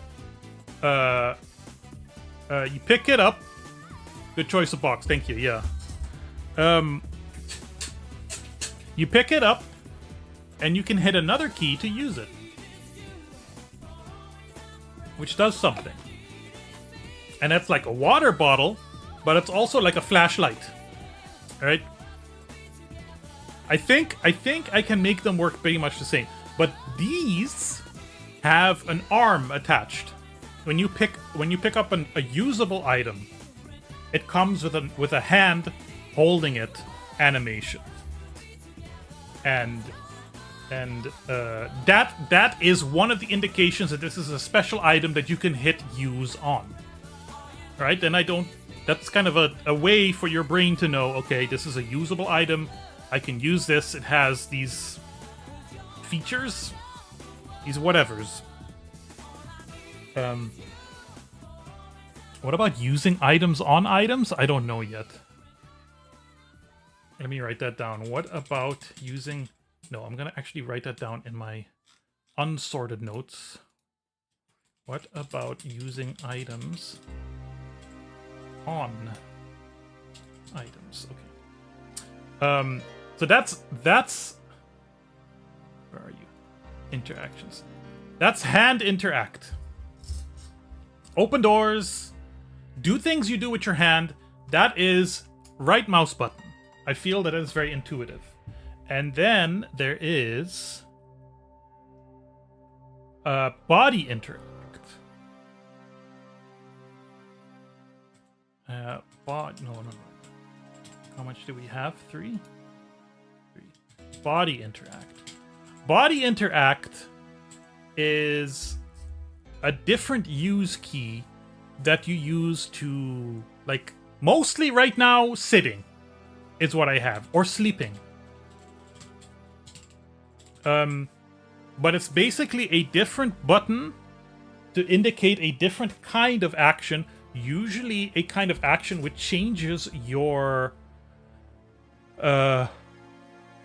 position, right? But also it removes, like, your movement. So when you sit on a chair or in your car, you lose the ability to move around. So I want to have a different button, a different kind of interaction to indicate to the player, hey, if you do this, your situation is going to change. You won't be able to move until you get back up, whatever that looks like. And how do we get out of chairs? How do we get out of chairs? Anyway, that's that. That's the kind of interaction I have. And then I have thought of...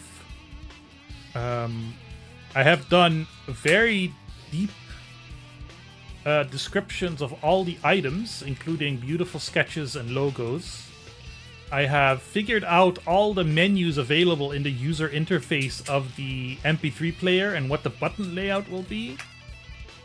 See, here's like a sketch of the menus, how the wallet is supposed to work, even the watch, all the functions of the watch. The watch will have, you know, a clock, yes, but also a stopwatch, maybe a timer, and an alarm.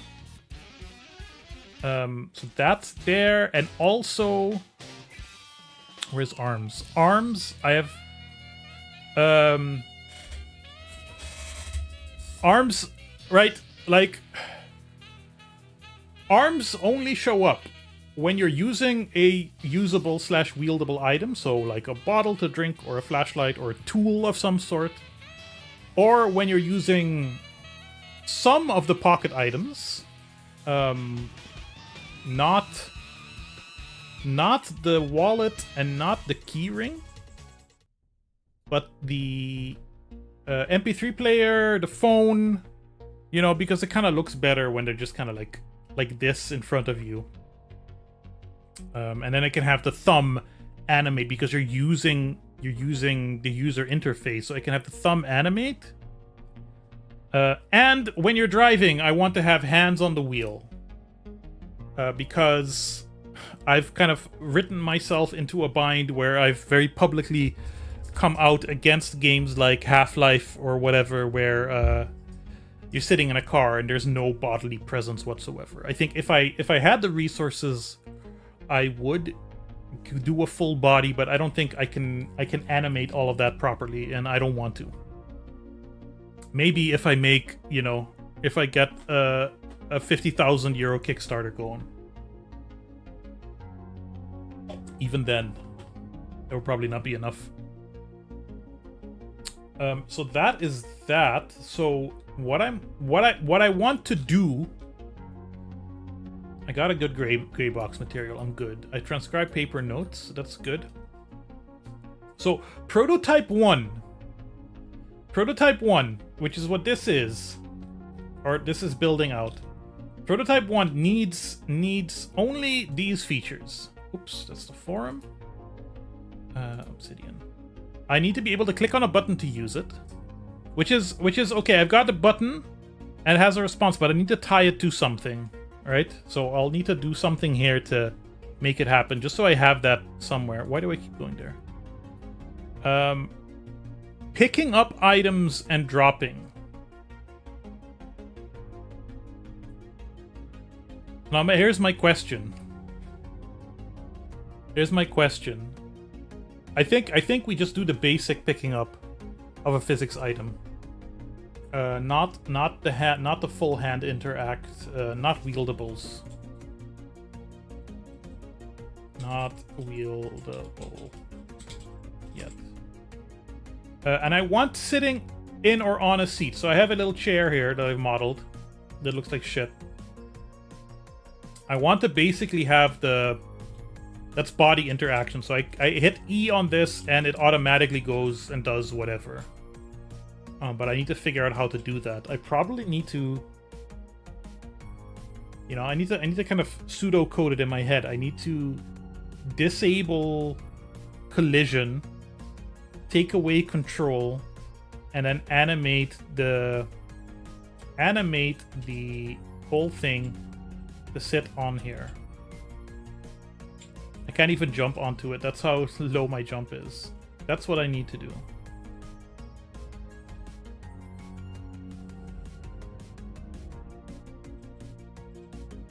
Right, so that is that. Sitting in on seat. Very, very short cooldown after a jump. I would like that, because right now the jump is... Can you bunny hop? Kind of. I don't like this. I just need a slight cooldown to let the player know this isn't a bunny hopping type game. That's it. Okay, areas to crouch under to test that. Yes, to pick up a seat. We've got a seat. Do I need an area to crouch under? Would that be a good idea? We have CSG box. Not another CSG box. No, no, no, no. Delete.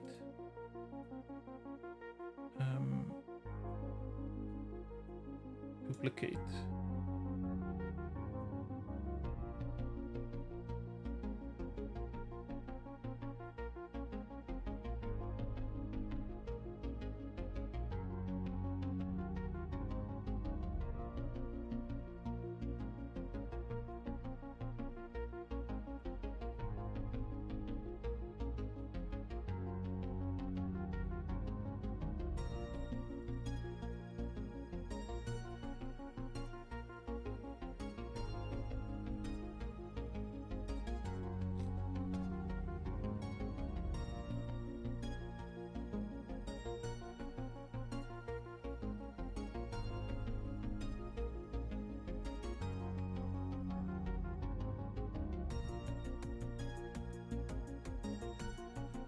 Alright, that's thing to crouch under.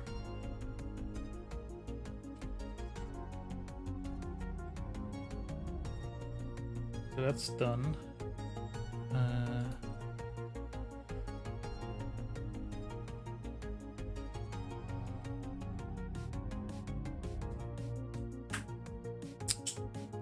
This thing. This is button. And interact, so like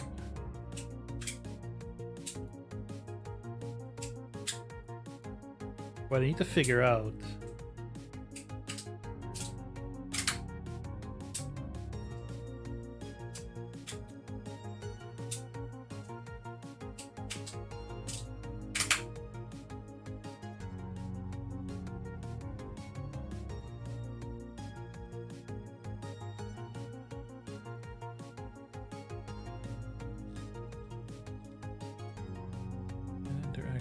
door component. I would need to make a switch component.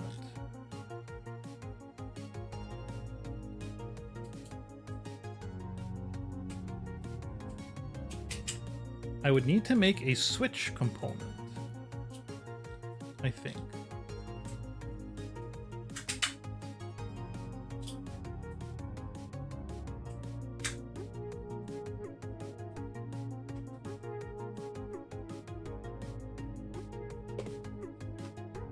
I would need to make a switch component. I connect the parent to interact.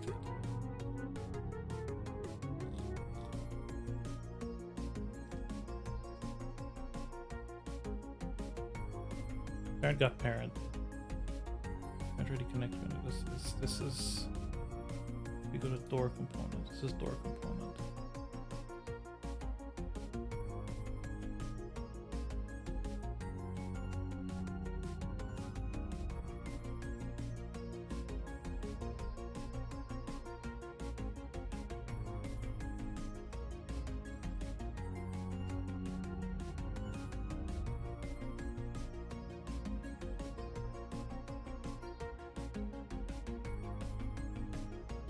Interaction component.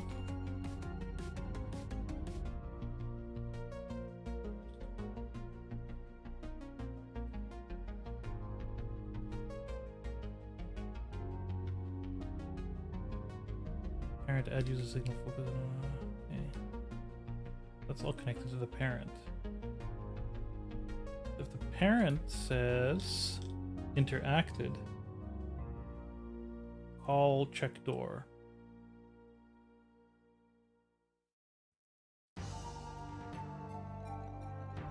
So if I add a new node, call it switch component, add a script,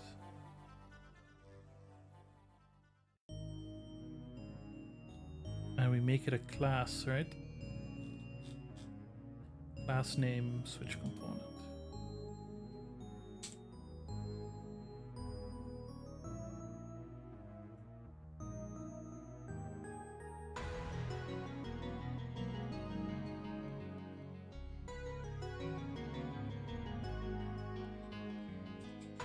class name switch component.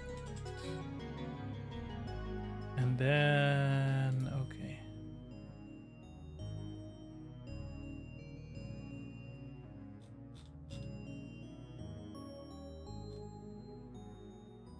Don't need anything. We need a parent.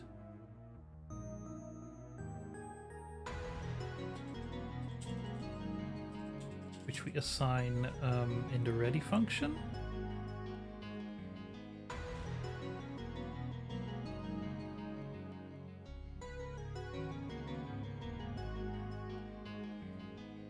Parent is get parent.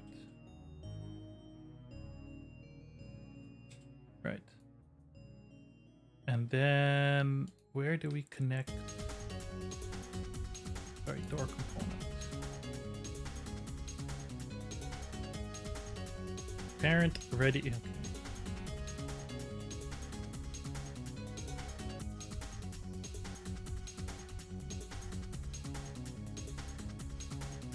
If door, we don't need this.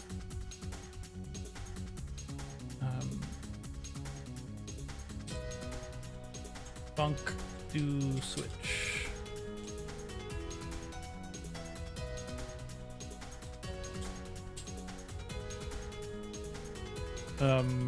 It'll be something like if switch is, hold on. If switch is off, turn on, else turn off, right?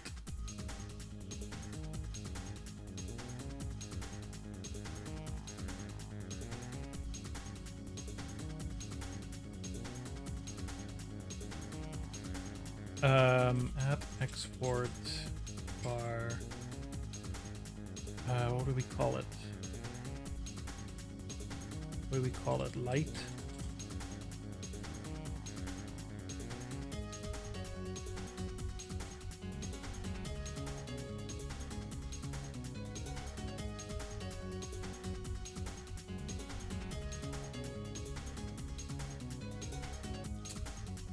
Let's add a child node to the button light.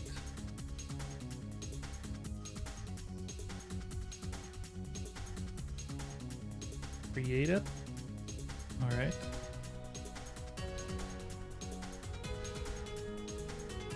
It's here, right? Okay. Switch component. Switch component. Add export bar. Light, which is of type Omni Light 3D, and we just assign. Oh, that's cool. Let's call it button light, and it's disabled, or it's not visible. Yeah.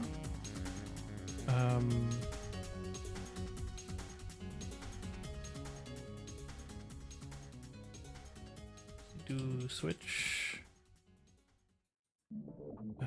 Let's see. Light dot is visible. No. How do we check if a thing is visible?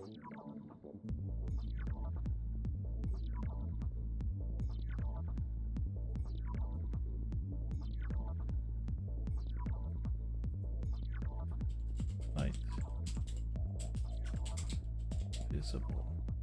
Okay. Yeah. If a light visible,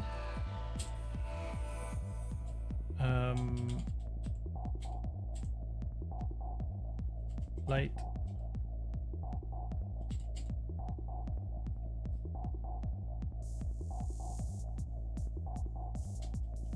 visible is false.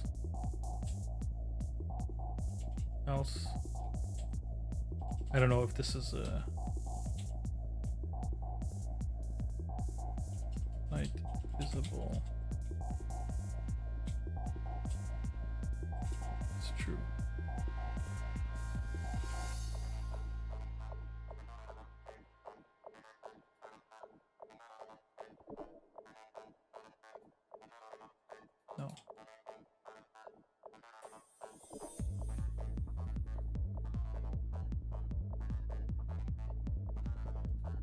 interaction component. Interacted.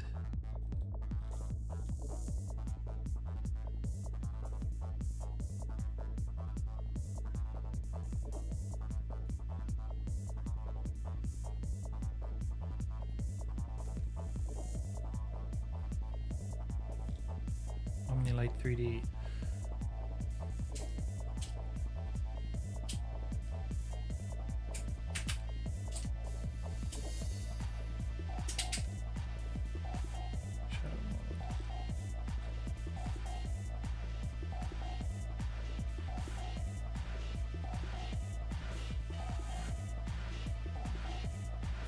Visible.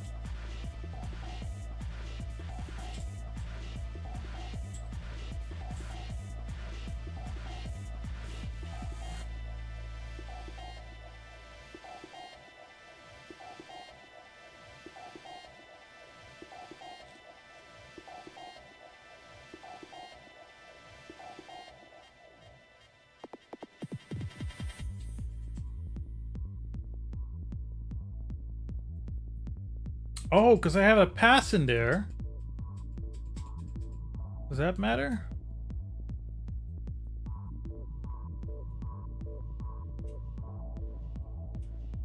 No. So hand interaction also prints the parent name. All right. Wait, let's go back to door component. Okay, check door.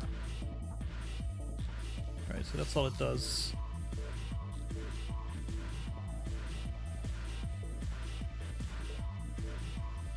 And interact component.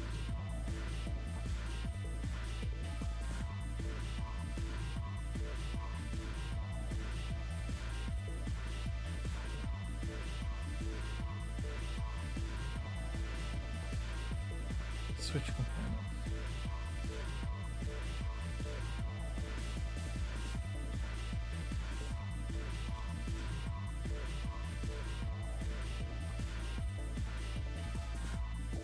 Did I get parent ready connect? No, I didn't connect.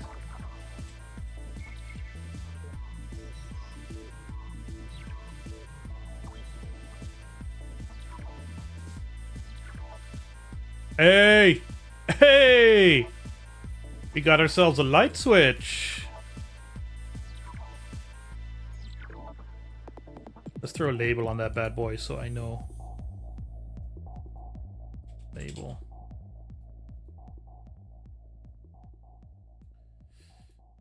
Text light.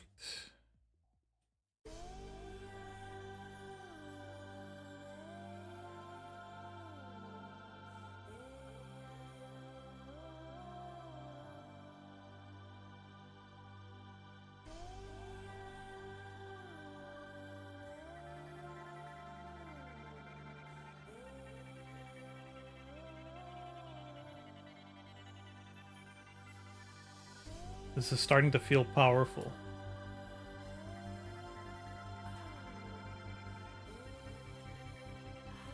I can remove the print from the hand interaction component. I don't need it anymore.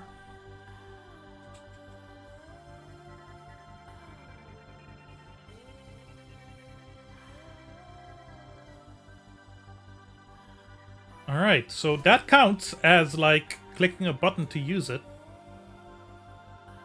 We have an interactable button.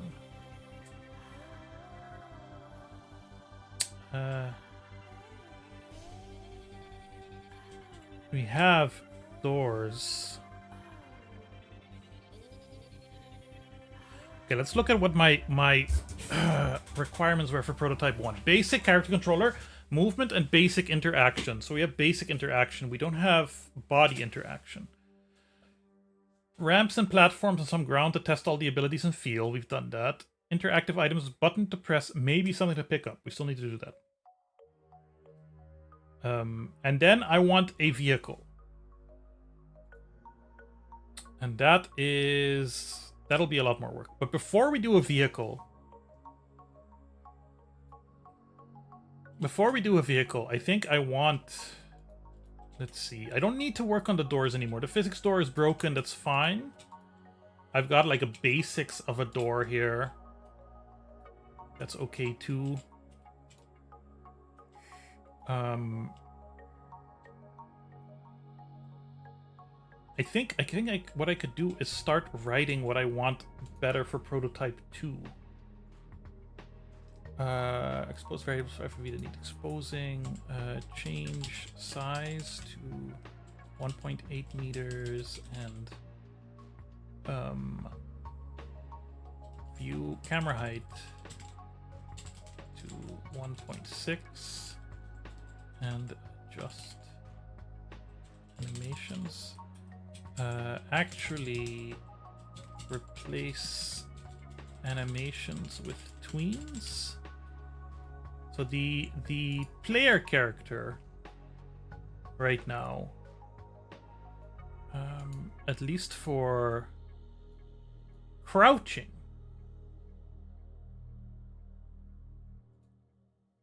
has an animation. But I think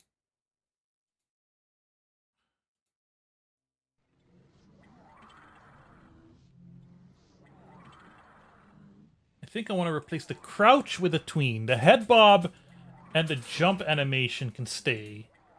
Replace crouch animation with a tween. With tweens, because they go back and forth. Add basic versions of all inventories to character controller. Very basic gray map of map 1. Include doors of every type with locks and latching. Yeah.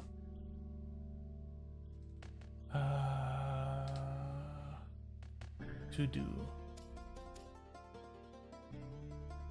Interaction. Character controller to do. Make central dot not an image. That's prototype 1 stuff. That's something we still need to do. Right now, the reticle is... It's just a texture, I think.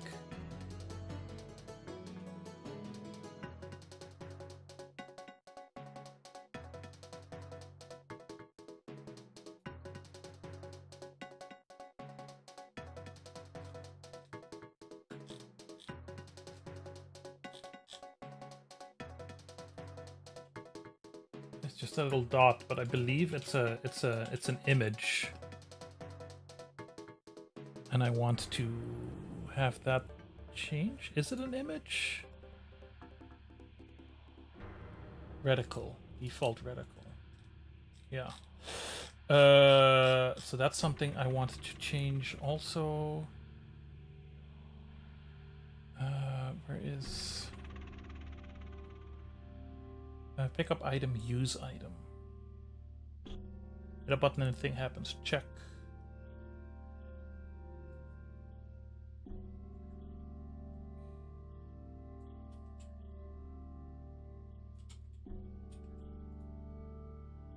The door and it opens, closes. Check. Pick up item, use item. Sit on seat.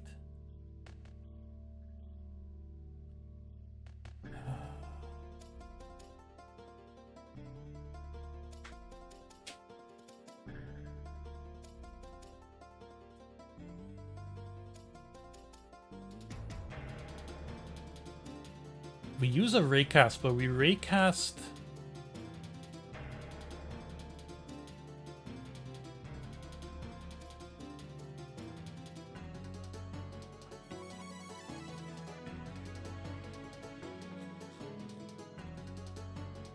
Where did we raycast from? Where did I add that?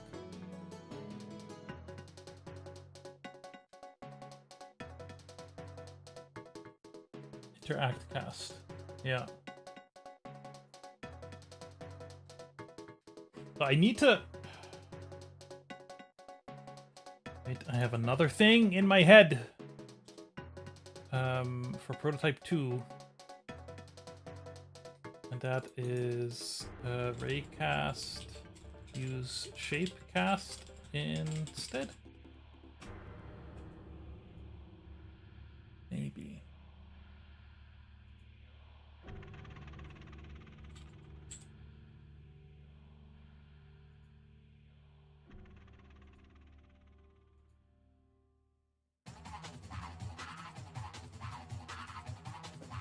Forgot to set myself live on Blue Sky because the website is so shit that it can't just connect your Twitch account.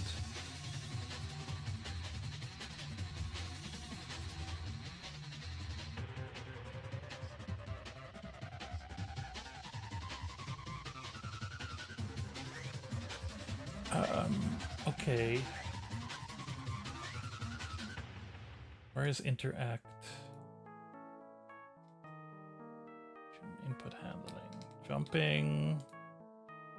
Movement. Head rotation. Check controls.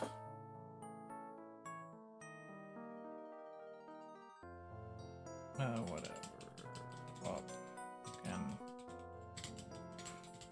This shit. Input.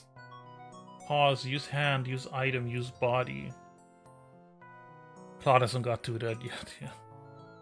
State handling. Animation handling. Debug menu. Misclick. Okay. Interact cast. So okay. That's why I called it interact cast and not hand interact cast, because it's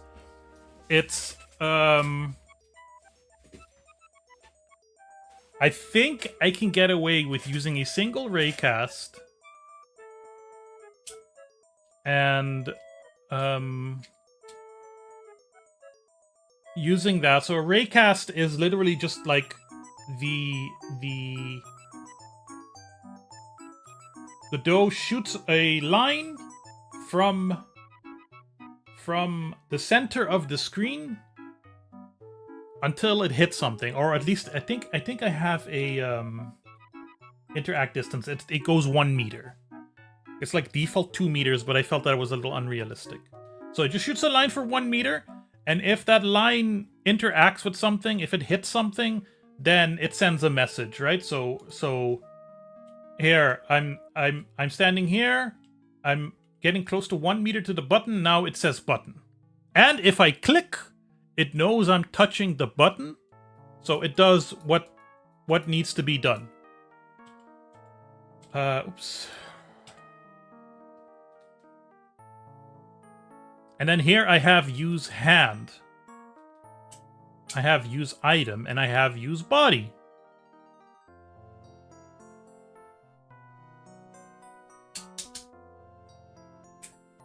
If interact cast result, an interact cast result has user signal interacted. Interact cast result emit signal interacted.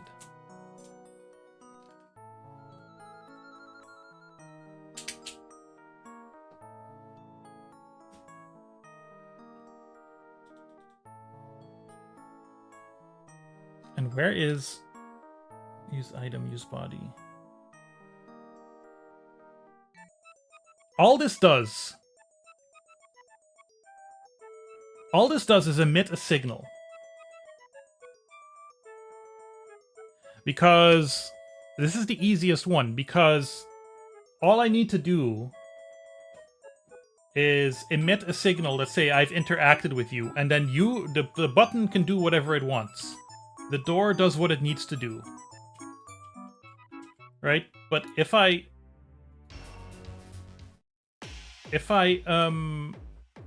want to sit, then that'll be different. If I want to sit,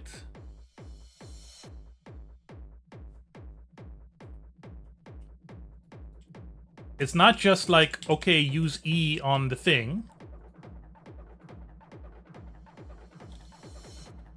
Because where do I call these? An input, right? And I'll check controls, input event. If event is action, press use hand. If use body. So if I use body, if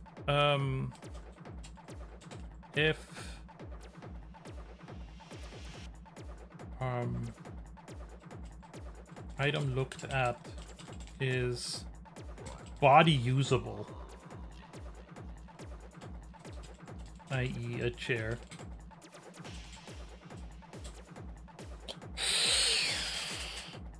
Then what happens? I need to get the sit position. The sit position of the chair. Like one, I need to get the type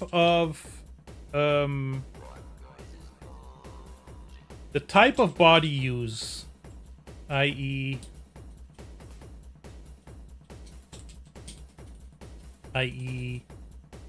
Chair or bed or whatever else. Okay, I need to disable my sanity. Wouldn't it be cool if Aruba was a real place?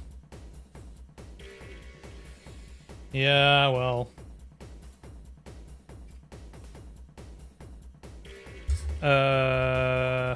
I need to disable Collider.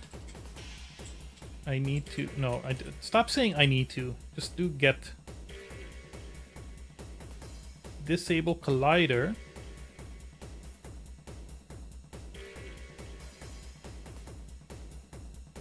I mean, one, it emit signal. If interact cast result and interact cast result has user signal interacted.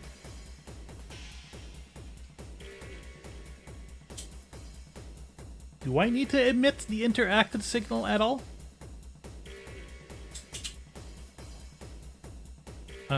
I'm not sure if I need to emit the interacted signal at all. Interacted.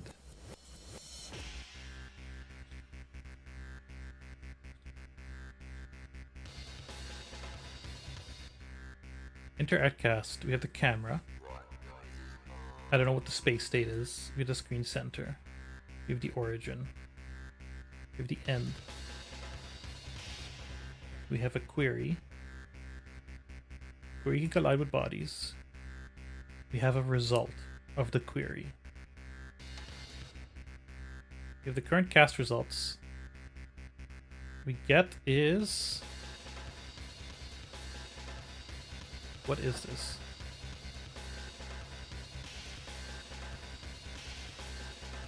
If current cast results is not interact cast results. If interact cast results and interact cast results has user signal unfocused.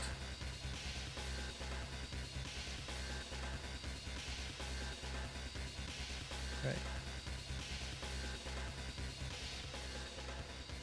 So a what would be a good name? Okay, what would be a good name for an item you can use your body on?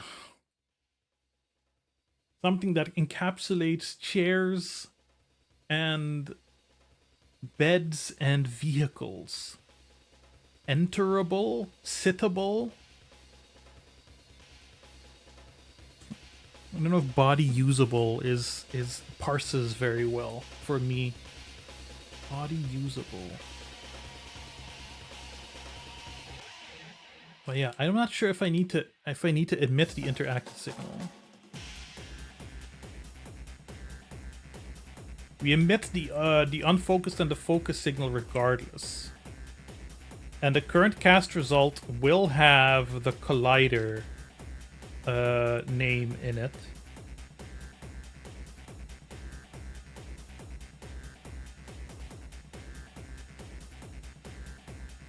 which I think is what it prints when I'm looking at a thing. This says door, yeah.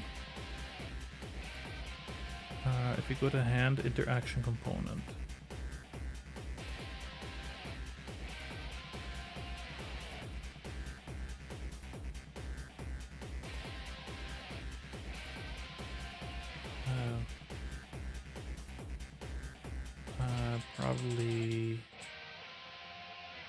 Probably can get rid of the mesh stuff since I'm not using that for highlighting.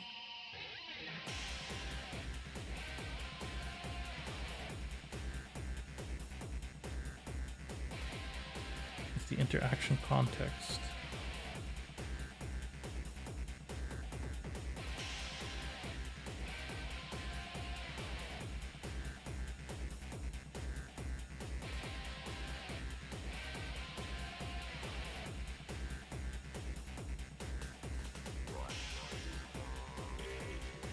I'm a little lost.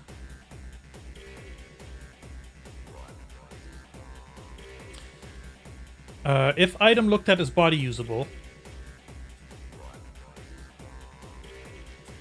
only, yeah. If item looked at is body usable, get the type of body use. Disable collider. Get the new body, disable input.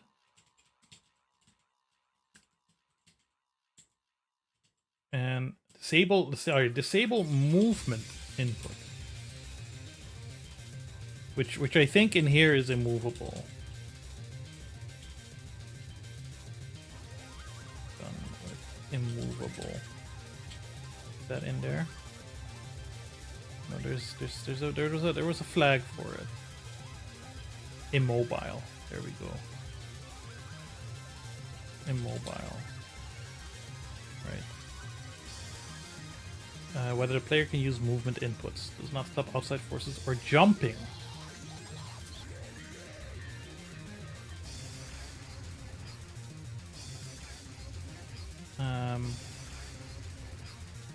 Input and jumping.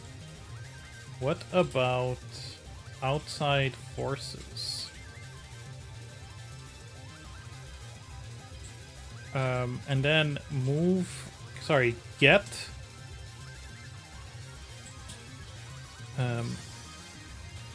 get sit chords.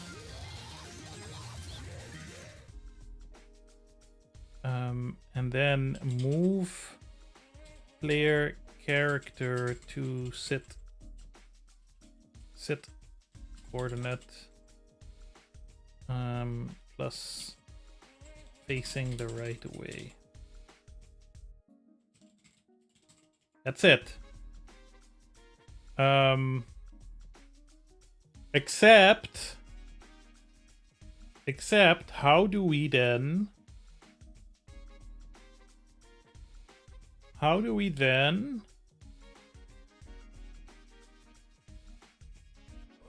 where did I put the switch component?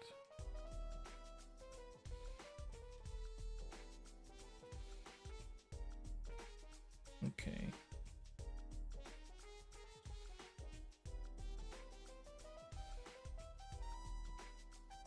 I need a new folder. Components.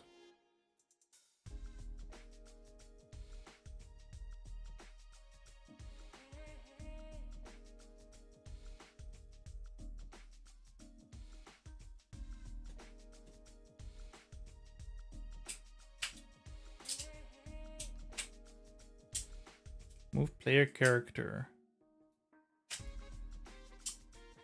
Sit coordinate facing the right way. Okay.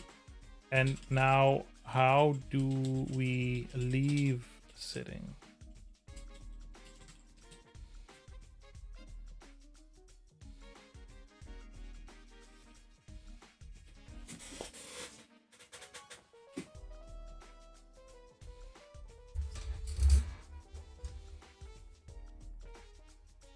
Okay, you look at a chair. You look at a chair. You hit E on the chair, or whatever.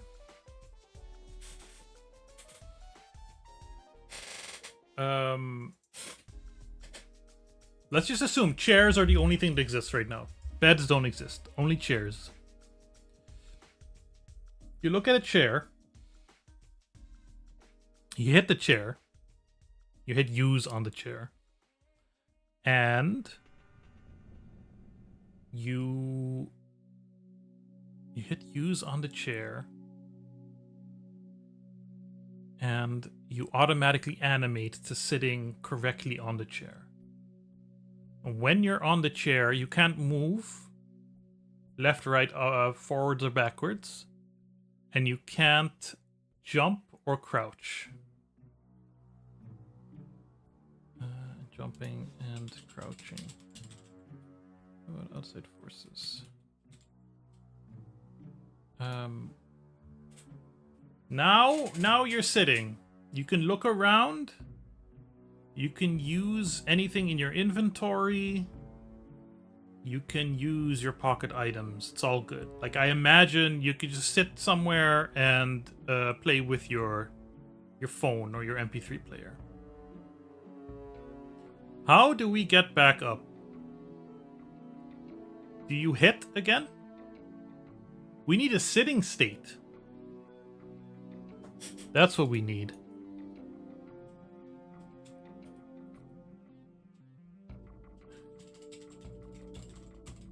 Okay. If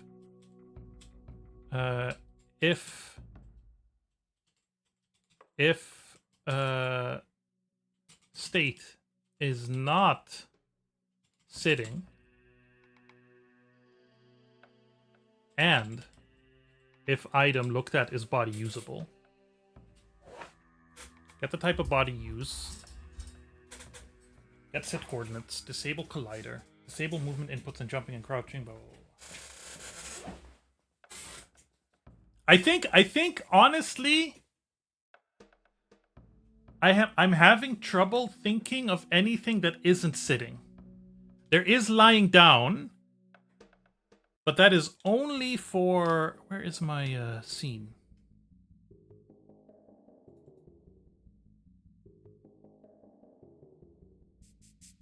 Here it is.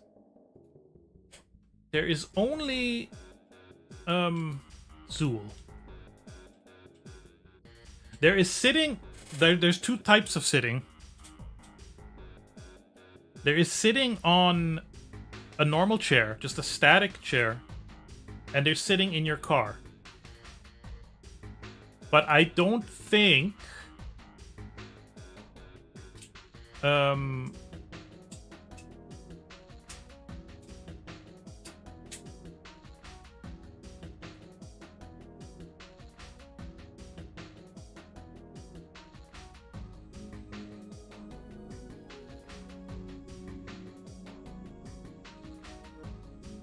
there's two types of items you can press E on.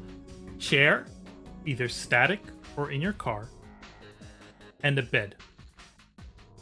And if you're sitting, this is so basic, but this shit has to be done. If you're sitting on, if you're not sitting, and you hit a chair, you go sit on the chair. Whether it's static or whether you're in the car. And I kind of have this idea that you can sit on certain rocks and stuff as well, just to rest. Like a rock under a tree or whatever. Let me actually write that down. Sitting on chairs or designated rocks areas, i.e. That are kind of clear sitting spots, i.e. under a shade or some shit.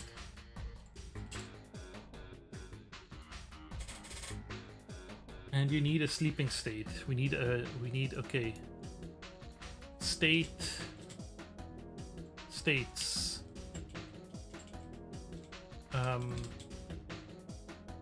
Sitting, sleeping, or lying down,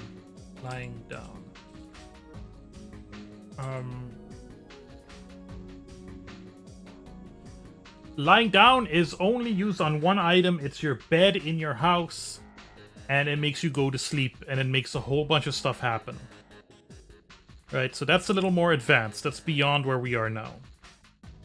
But I do need to plan for it. You use the same button on each. You use E on either chairs or on the bed.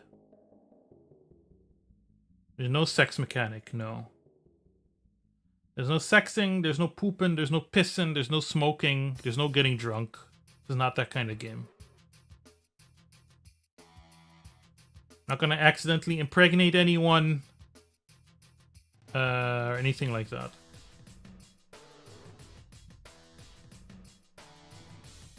Okay. If your state is not sitting,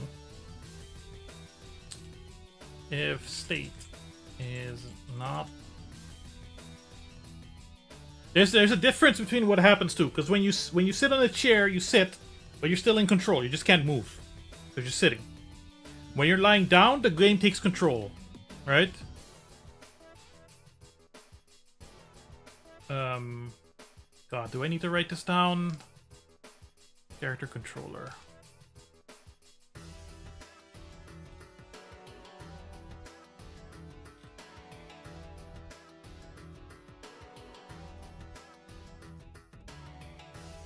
There might be tactical reloads if I ever get paintball into the game. Although it would just be you have a paintball gun, not that there would be like matches or something.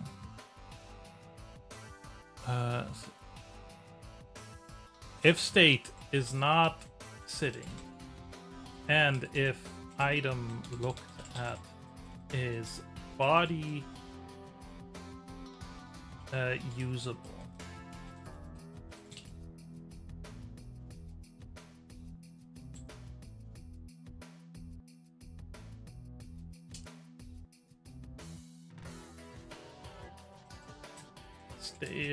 State is sitting.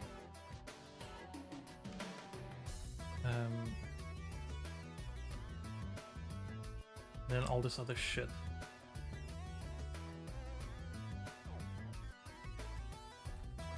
And the reason I want to know that you're sitting is if I know that I'm sitting instead of anything else, then and body usable and body usable is type is chair.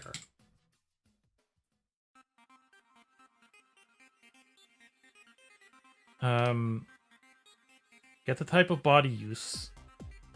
No, I know that already. Set state to sitting. Set state to sitting. State is not sitting, and if item looked at is body usable and body usable type is chair.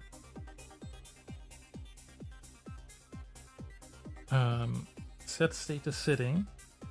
Get sit coordinates. So the chair will have a point, a 3D point on which you sit. Yeah. Disable collider.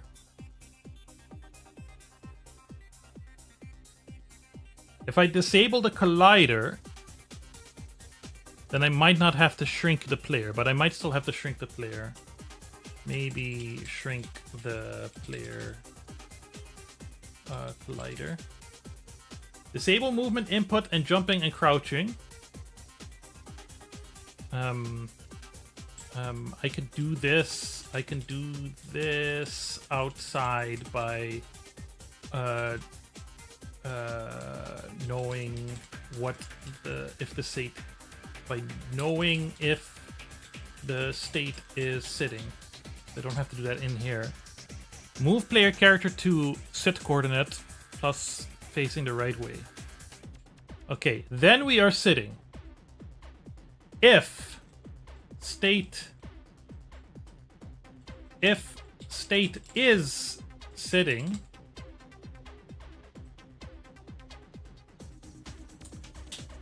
if I do use body while I'm sitting, is that all it takes? Just hit E again to get up? Does that make sense? I'm gonna pee. Let's think if that makes sense while I pee.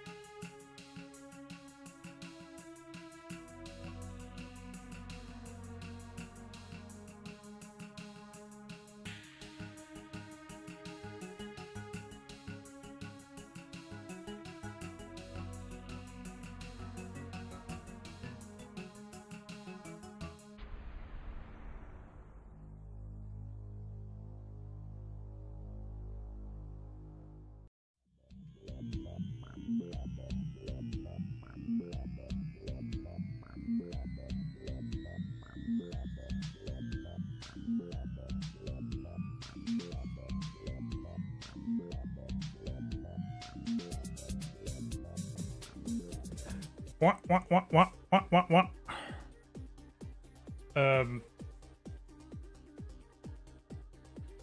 If state is sitting,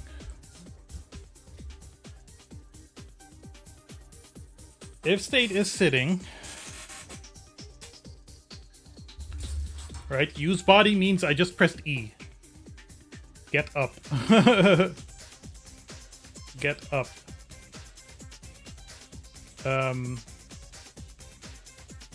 Which means set state to standing, I guess, right? Which is the other state?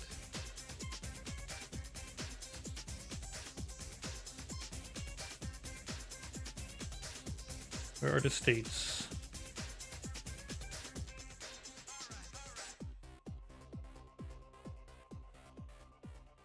State string is normal.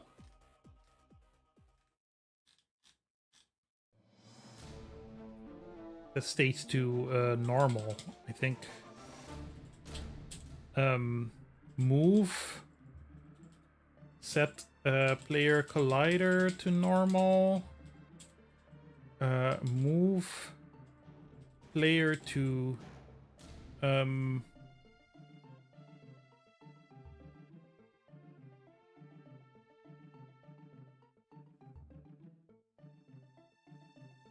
I'm thinking can't do this in the car.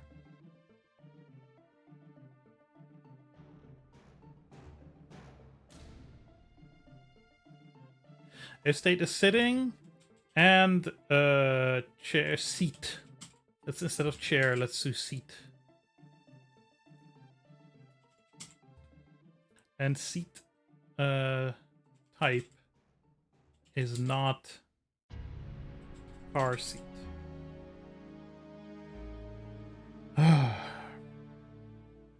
I have to remember too, I keep having these like expectations of myself to be able to do this properly. I just need this to work. It doesn't need to be good. It doesn't need to look nice.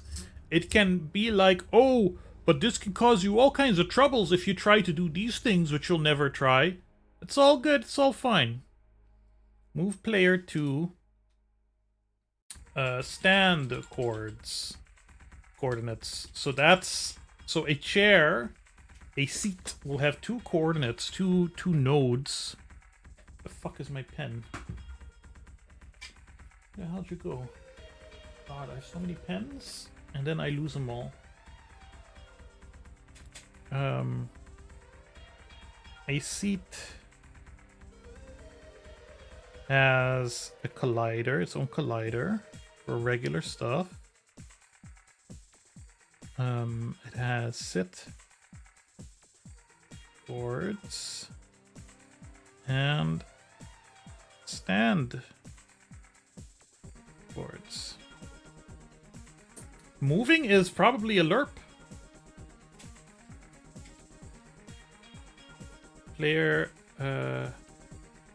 position to sit coordinates. Move player move / lerp. The Cogito has this. Do we have Cogito in this? No. Cogito has sitting. I can take a look at that. Move lerp to stand coordinates. Plus. Yeah.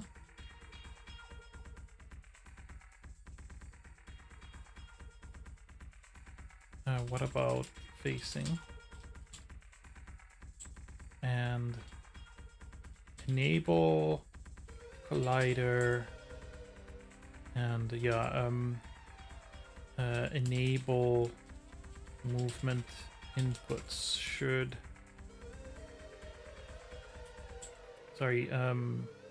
yeah, play collider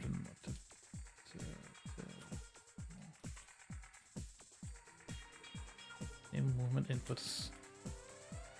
No, set state to get up. Set states to normal. Set state to normal, which should enable movement inputs automatically.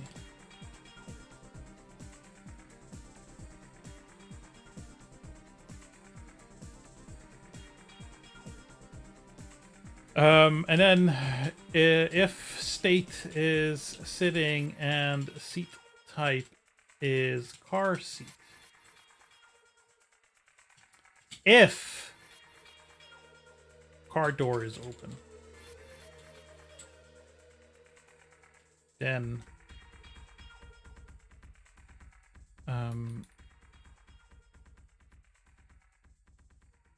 check these orders. Collider size to normal. If car door is open,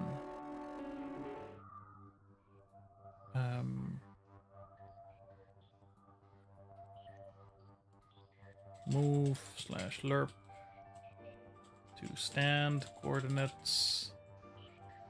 What about facing?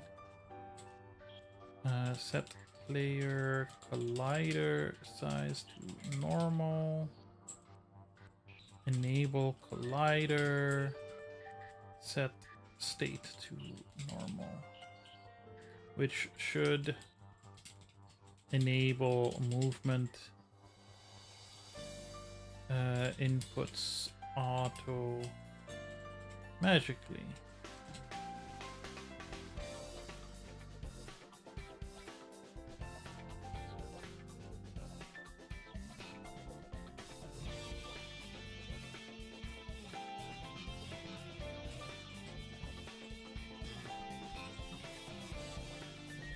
And then finally, if state is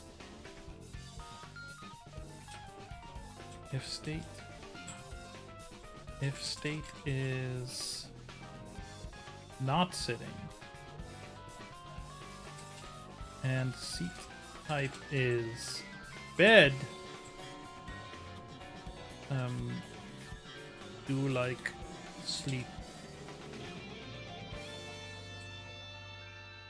which is its whole own thing.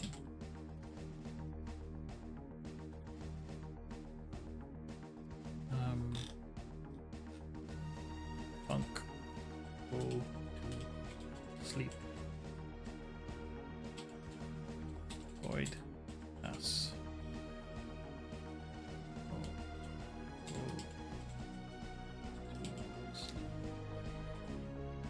Okay. Let's open Cogito.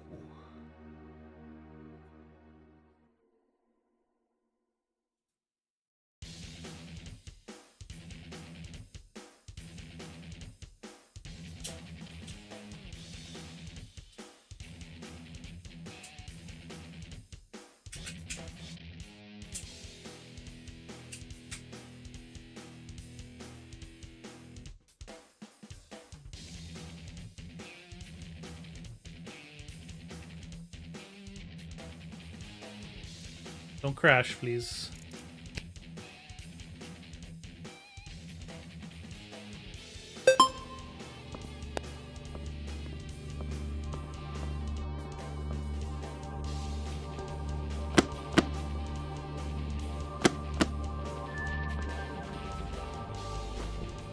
Yeah, see, exactly. And then, oh, that's here. It's select.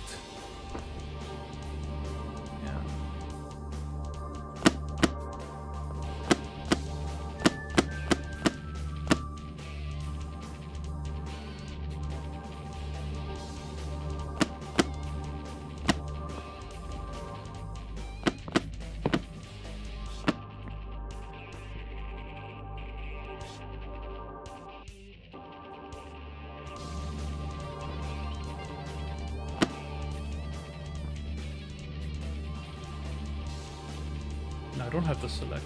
I can just stand up.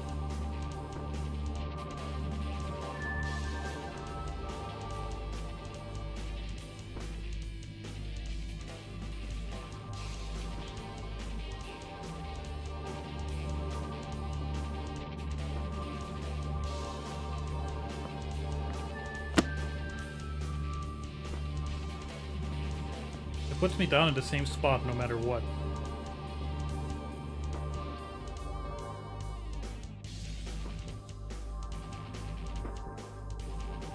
Wondering how it does that. Template map scene? Nope, not there.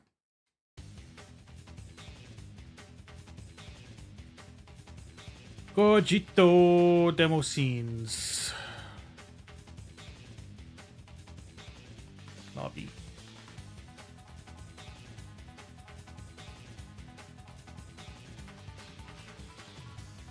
Any chair. Any seat. Look at that.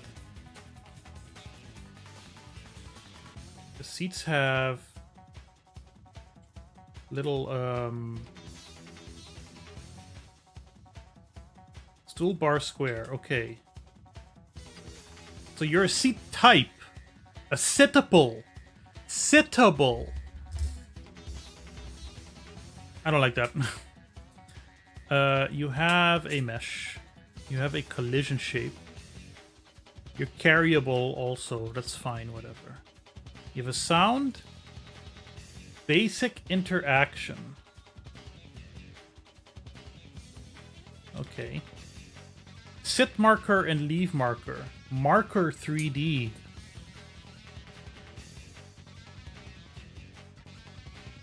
Marker 3D.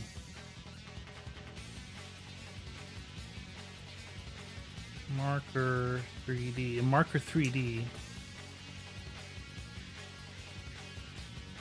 Generic 3D position hint for editing. It's just like a plain Node 3D, but it displays as a cross in the 3D editor at all times. And it just has a transform, aka a position. Hey Noya. Yeah, I tend to go late now on Tuesdays.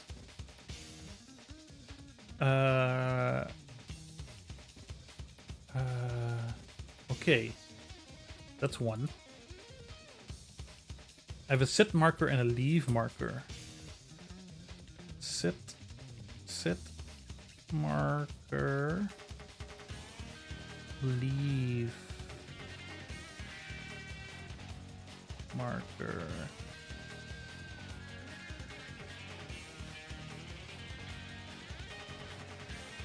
Pick up stuff. Yeah, I don't know how much longer I'm gonna go. It depends on my energy levels. Stool bar square. Please give us our word wrap. Signal. Interaction prompts. It's whatever. Signal, player sit down, player stand up. Do I need those?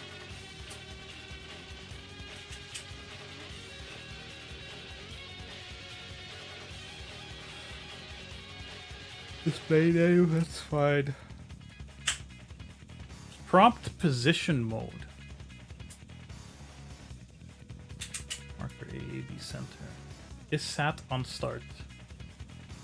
Physics sittable. Interactable text. Sit area behavior.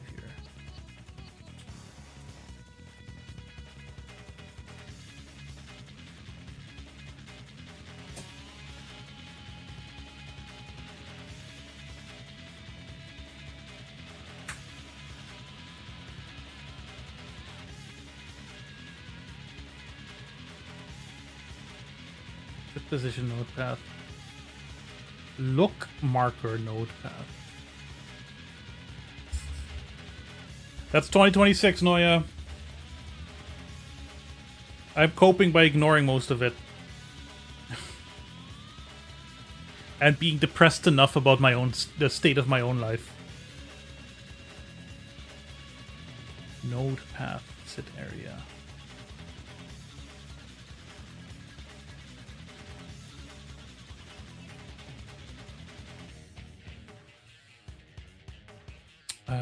The sets where interaction prompt gets displayed on the object. Don't care.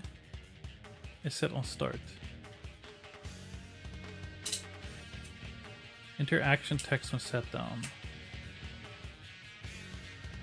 Okay, which is sittable, can be interacted with.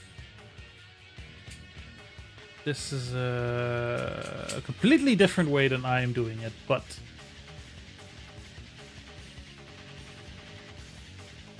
disable interaction while player is in the air. Yep. No! Can you jump? Can you jump into sitting?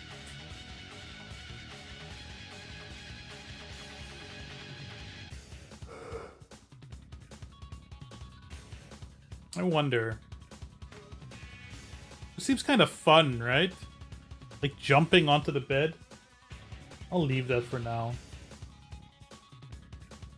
Prevent carrying set on chair. I'm cool with that.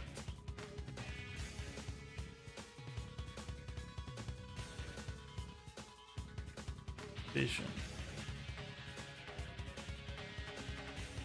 No, but it's not jumping on it. It's more like the question is, okay, you're standing in front of a chair and you press E and you sit on the chair, right? But what if you're standing in front of the chair and you jump and then you press E? You're in the air and then you press E while looking at the chair. I think you should just then move to the chair anyway. It should just be because the player character. Remember, the player character was my age in 2005, so 18, 19. So that seems like something they could do. Move the player to the sit marker location using a tween. Tweens. Tween 2. Make the player look at the look marker. Okay. Yeah.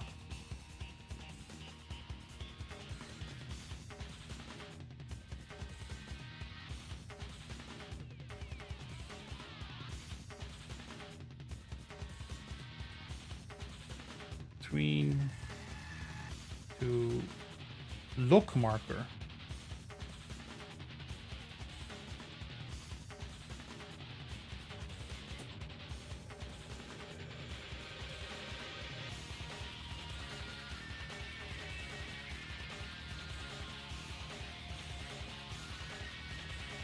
Set position.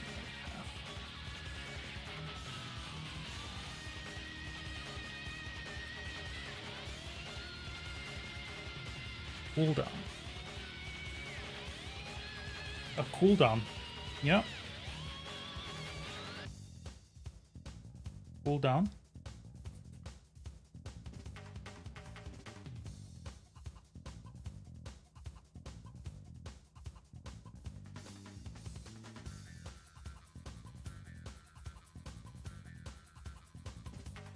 Placement on leave. Player returns to original location. Attempt to find nearby available location for player using nav mesh. No. Players placed at a defined leave node. Make sure this is set up in node section. The displacement between player and sittable is taken on sit down and used on stand up relative to sittable new location. Because obviously, if I say player returns to original location, I can't do that when you're in the car because you're driving. If you're driving 2 kilometers and you get out of the car, the player would be teleported 2 kilometers back to where they were. I think the car would have an exit marker also. Okay, and now because this is a whole system, it's incredibly complicated.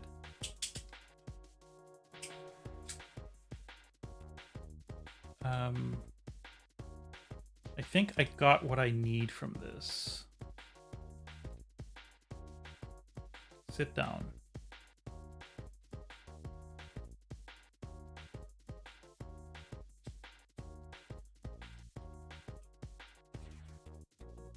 Enable on sit mode.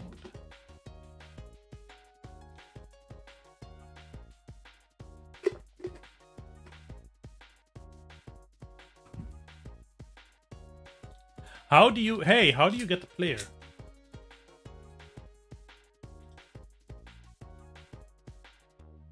Where do you get the player from?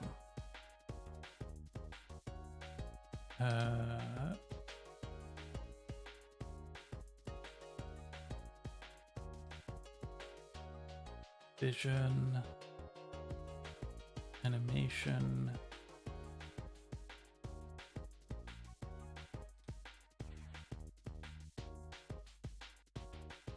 Interaction, placement on leave, on ready, interaction, player node,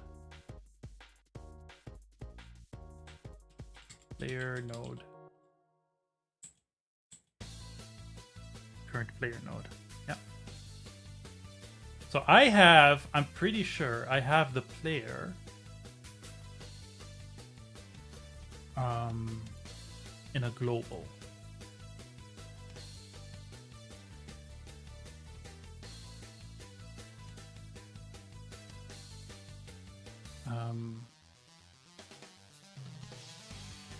But that doesn't matter because I'm doing everything from inside inside the character controller. I just need the chair.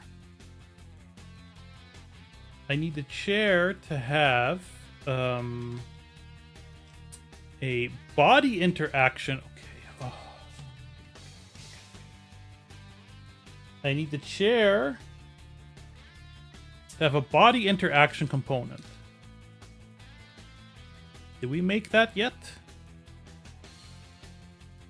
No. I'm going to duplicate hand interaction component and call it body interaction component.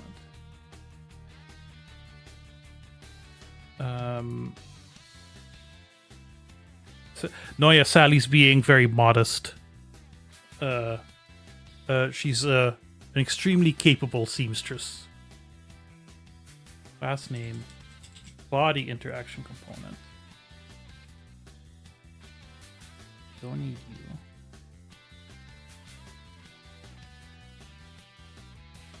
Context string for parent node. Alpha node enters the scene tree for the first time. Get parent, connect parents. On focus. Message bus. Message bus is also in our globals. And just, yeah.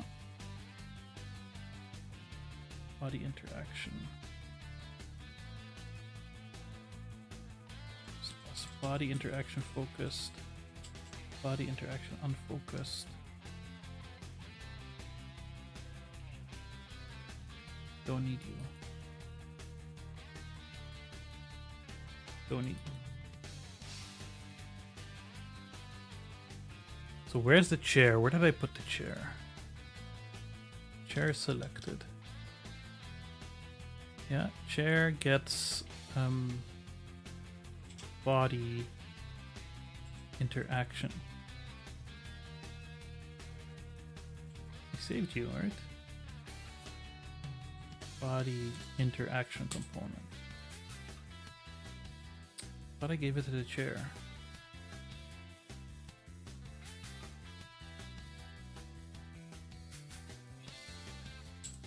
There we go.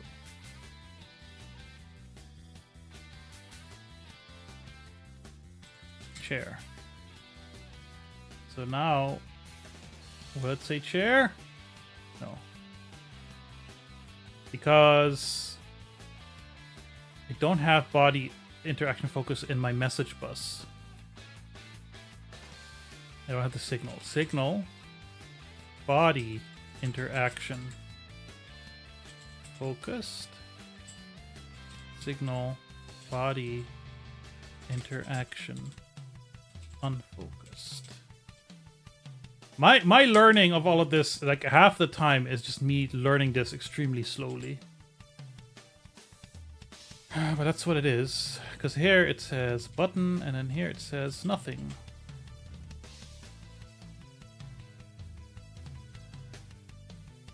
Because the interaction context, I don't have that either. Right. Message bus dot body interaction focused. Connect. Update. I don't even know if this is necessary. But again, if it works, then I don't care. Update content. Message bus. If some like super programmer experience with GDScript comes in and is all like, why don't you do it like this? I'm like, because I don't know.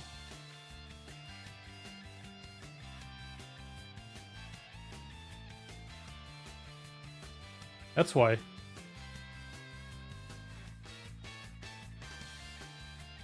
The chair doesn't have... The chair does have a collider. Yeah. So that's not it.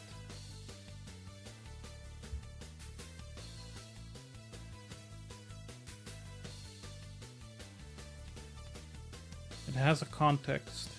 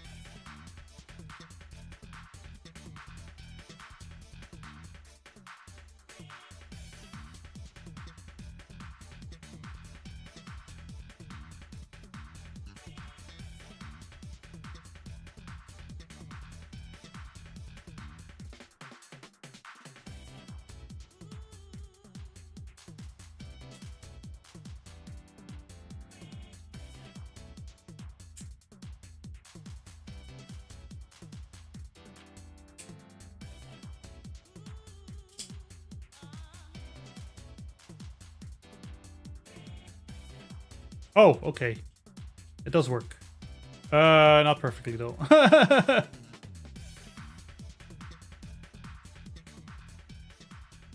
Has something to do with its like collider.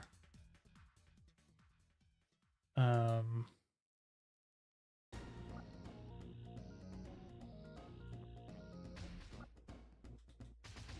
but that should be fine.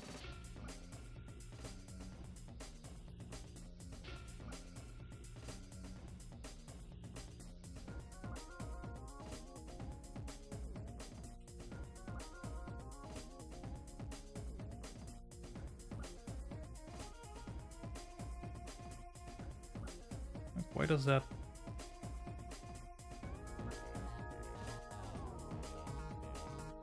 Why can't I crouch?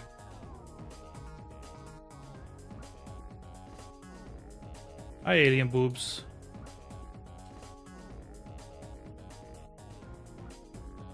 I like your name too. Your name's better though. And interaction on focus is already connected to given callable center container. Ah.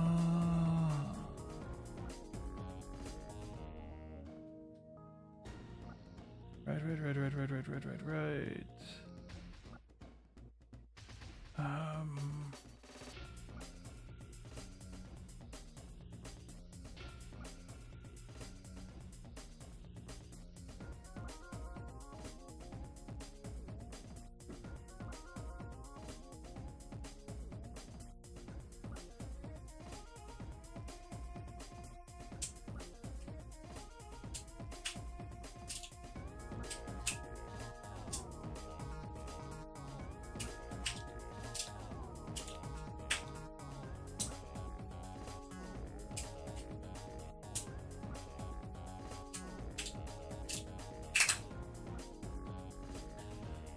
I'm thinking I don't need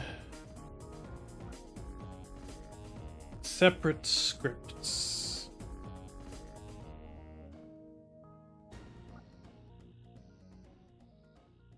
I don't need it to be body interaction or hand interaction. I just need it to be interaction. That's what I'm thinking. Sorry, hold on. Interaction context. Yeah. And interaction. I can just call you interaction component. And rename you to interaction component. Will this work? Does this break anything? Nope.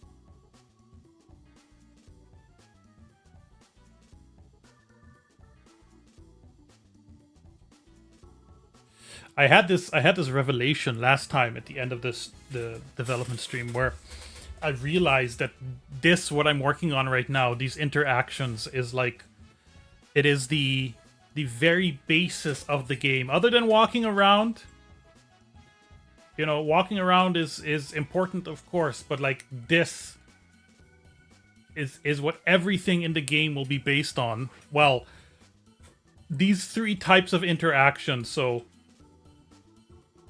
that, and then sitting, and you know, using doors, and then once I have picking up items and using items, then like that's 90% of what the game will be. The rest is just assets and well, and then all the management stuff, but that's just interactive spreadsheet stuff, you know. But like in terms of like the main thing that you'll be doing in the game is walking around and then clicking on stuff or using stuff in some other way. And, you know, because like the car, right? I'll probably work on this next week, but the car, what is a car? It's okay. It's a component that has wheels that once you're in it, you can go forward and backward and steer. All right? But how do you get in it? It's a chair. It's a movable chair with a bunch of other interactive components to it. So once I have sitting done, all I need to say is, hey, go sit on this chair, and now click on the ignition to start the car, and now your controls are disabled, but the car controls are on. And that's all what I'm building here right now. Okay, now let's just add a regular interaction component to you. And your context is chair.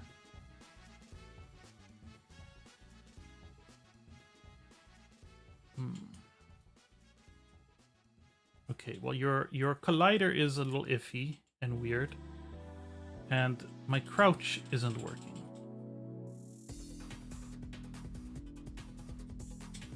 Why is the crouch not working? It's because I fucked. Did I fuck with the crouch animation? No.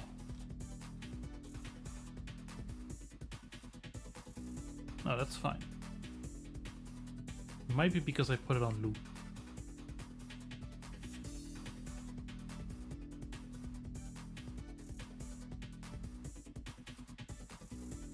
Yeah, that's why. Okay, it's simply that you are you're a chair that's like a meter long. That's fine. Okay, so that is working, but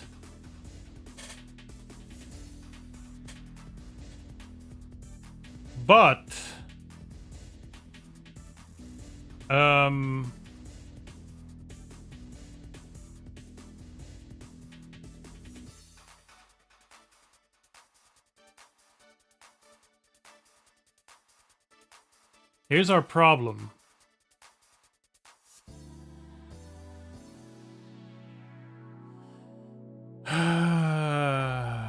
Here's our problem. How do I say that the chair is a seat? How do I communicate to the... I guess an interaction component. I can say export bar. What would I call it?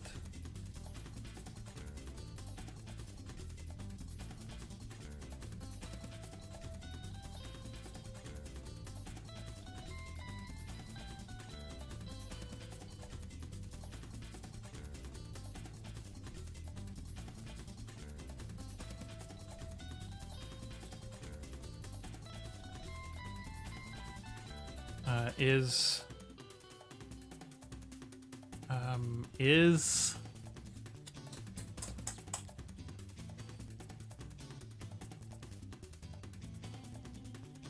what do I call it? Is body usable?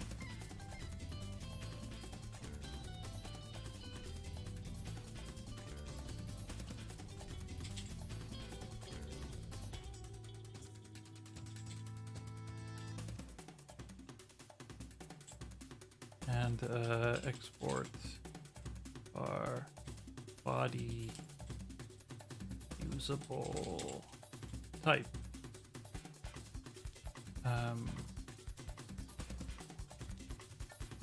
Wait, can I export an enum? How did that work?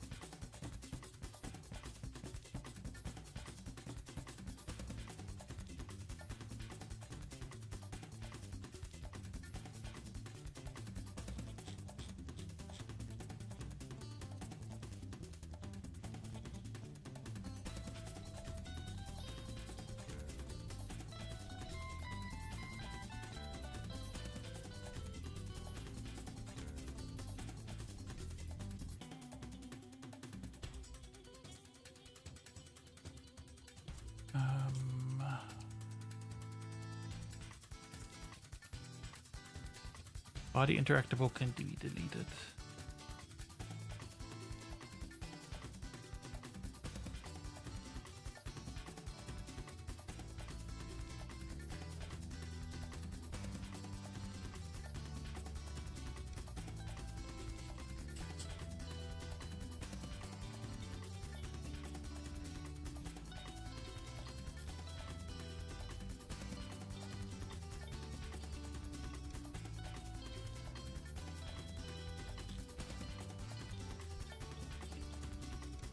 You just decrease the size of the player character and make Chibi Robo 2. Look. They tell you this in, you know, if you're taking writing classes or anything like that, you need to really, if you want to make something bad on purpose, you really need to understand the basics first. So give me a little time.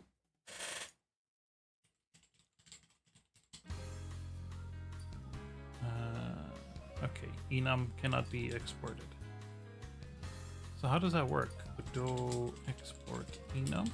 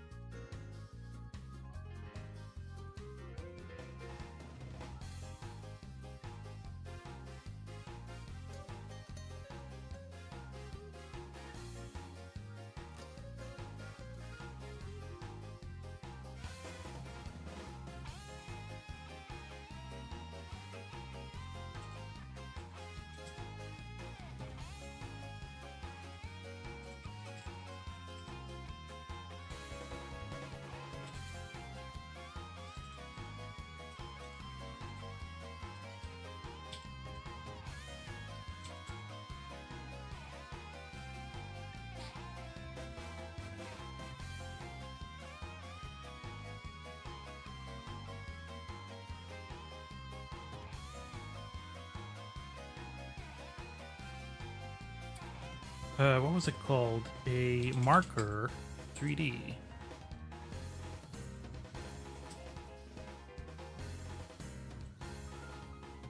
Call it sit marker.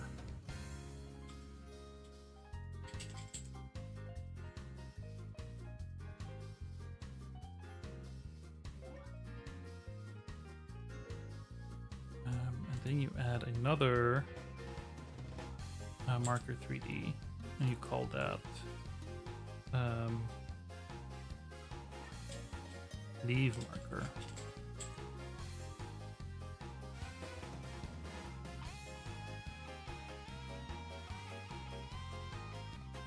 There will probably be an easier way to do this, but I don't know it yet.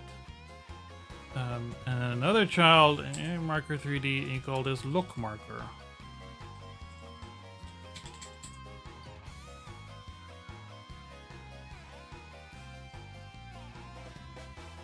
Where is it?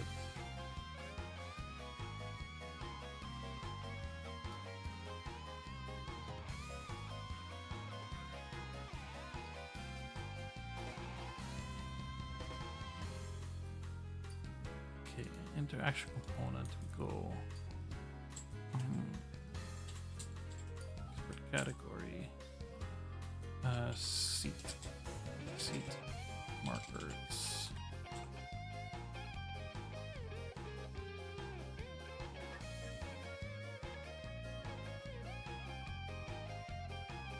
Add export var sit marker. Sit marker.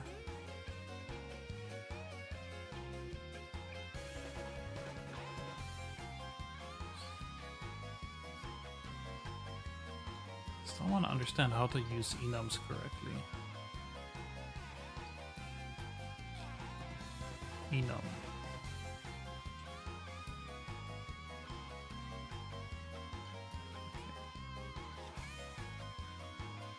Enum door type. Enum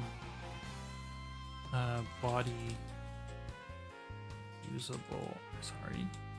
Body usable type. And seat.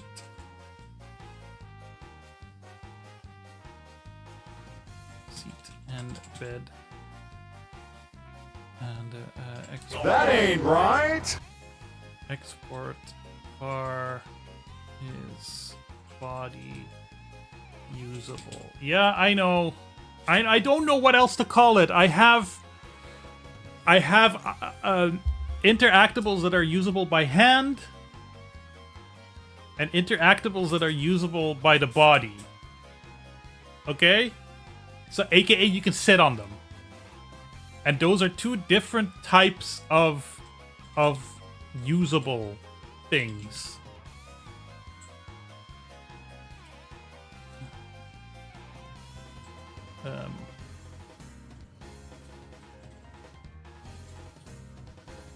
Export var, okay, and then export var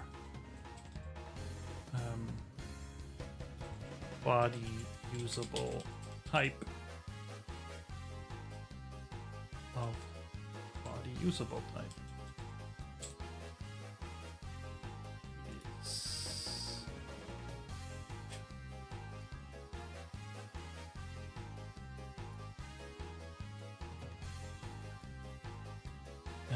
export. I'm learning.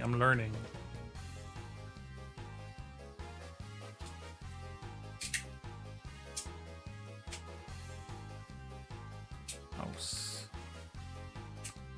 Or one.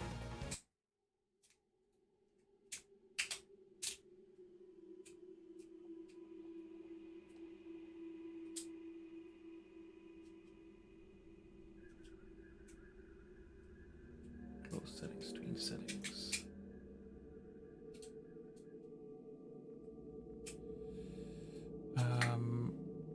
Export.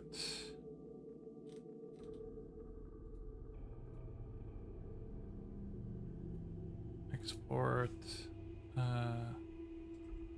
var sit marker of the type marker 3D.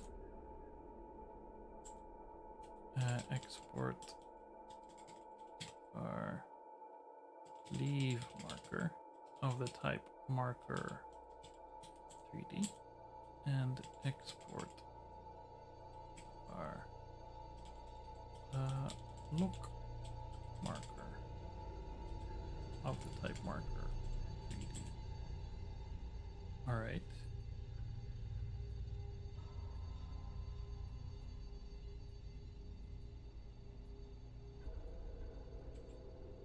So that means now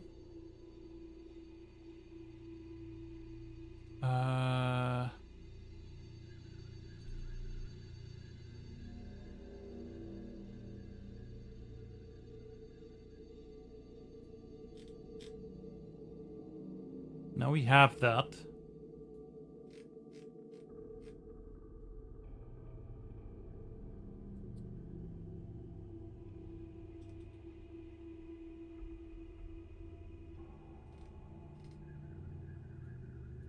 Music is scary. Interact cast result dot.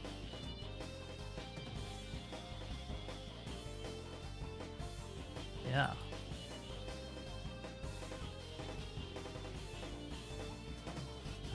Okay.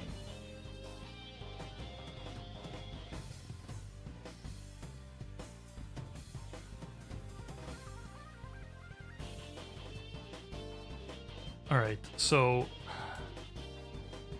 again, please give me word wrap. If the state is not sitting, and if the item looked at is body usable, how do I do item looked at? So if I do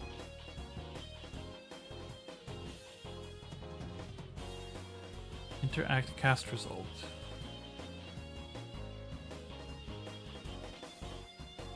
Dot get intersect array.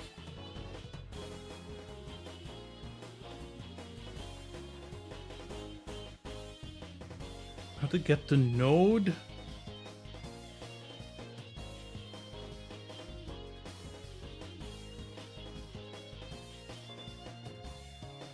How to get the collided body?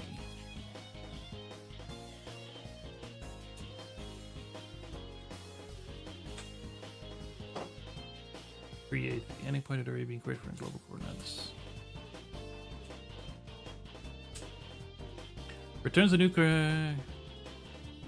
new pre-configured physics array query parameter 3D object. Use it to quickly create query parameters using the most common options.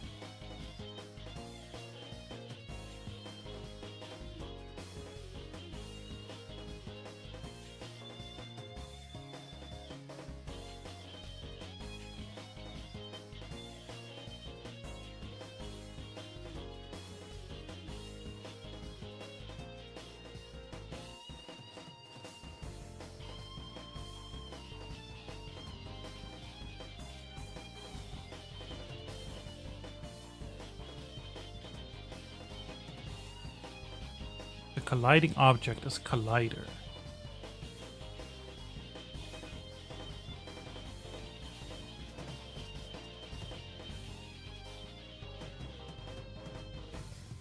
Current cast result is the colliding object.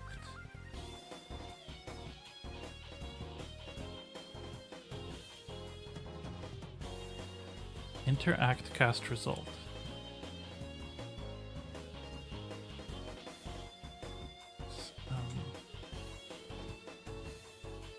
Interact cast result dot.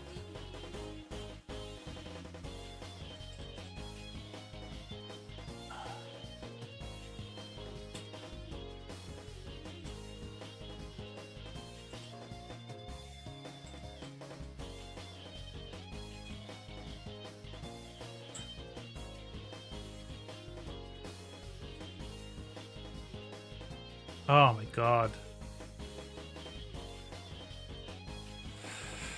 I don't know what I'm doing.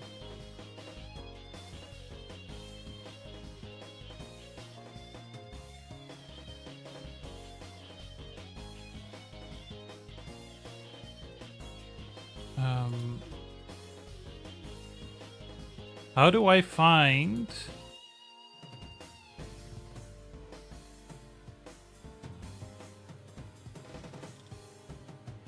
Right, I could use the doors for this.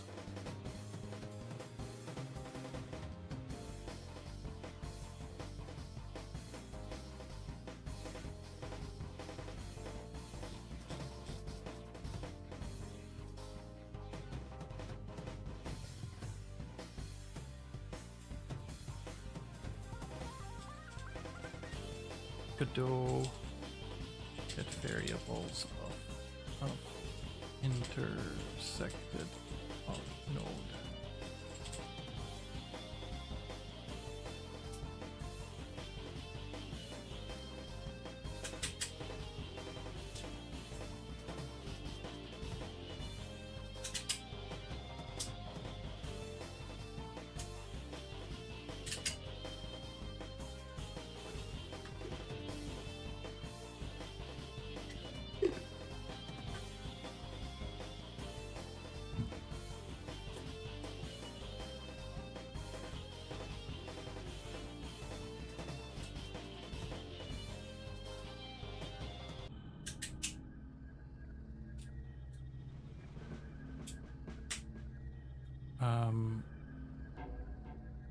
Does that mean I should be able to get interact cast result dot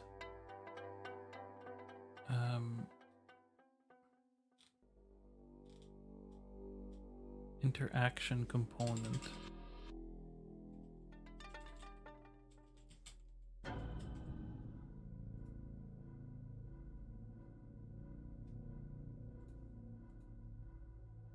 Let's see. Print interact cast results component dot is body usable.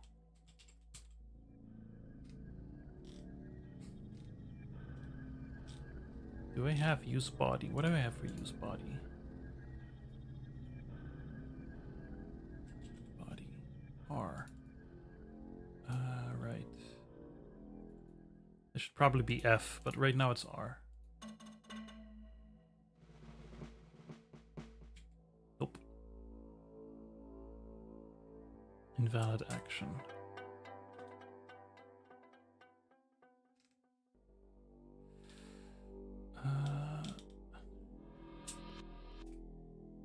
Get.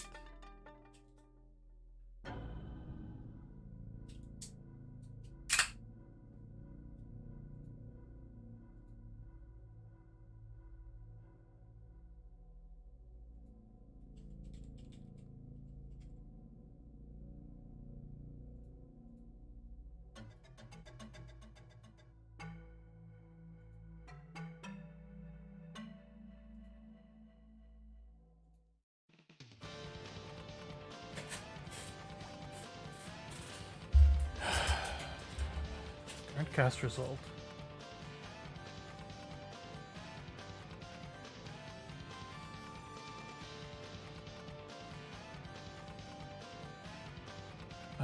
Get node.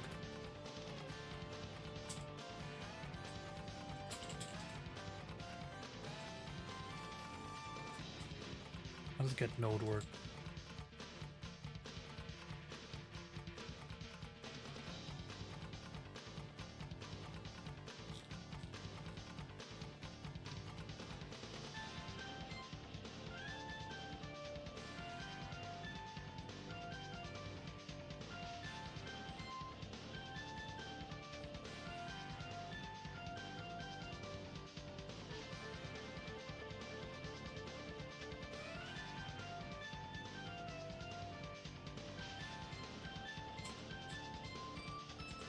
Interaction component.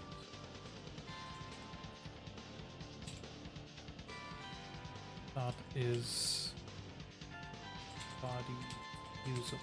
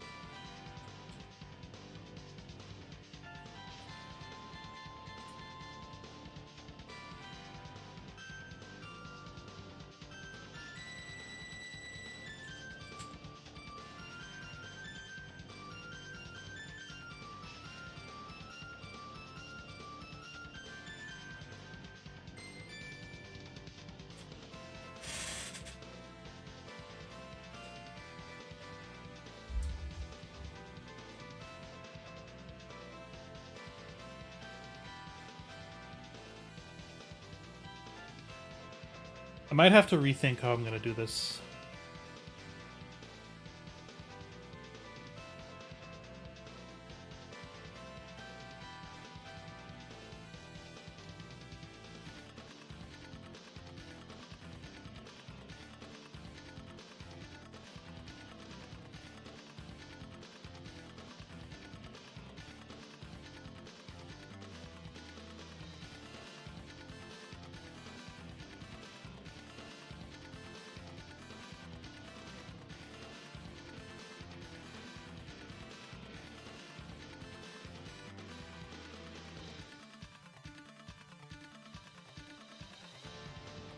The big question is, I think I've got the pseudo code for the move lerp or tween. Lerp or tween.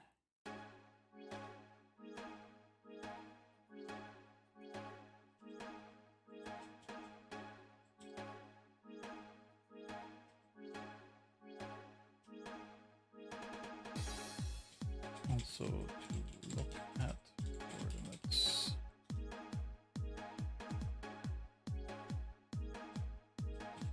Leave facing as is.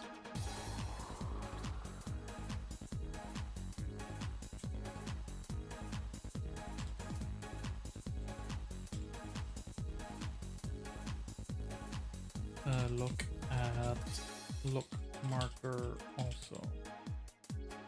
I think I got the pseudocode for the sitting down, but don't know how to get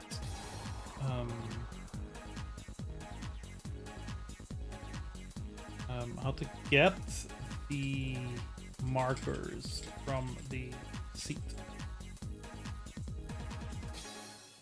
Signals? Maybe find some of those. I think that's the best we can do right now.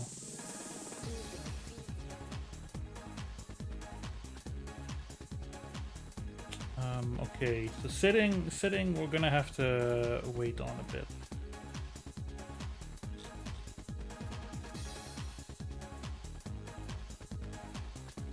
All we've really gotten today is the light. Well, and the chair now. Like, I think I've got a better understanding of how I need to make seats, how I need seats to work. Notes, new notes, seats.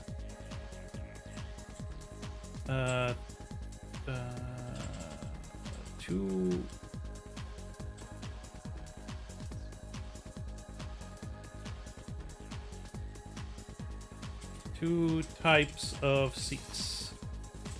One, static. Two, vehicle. Requires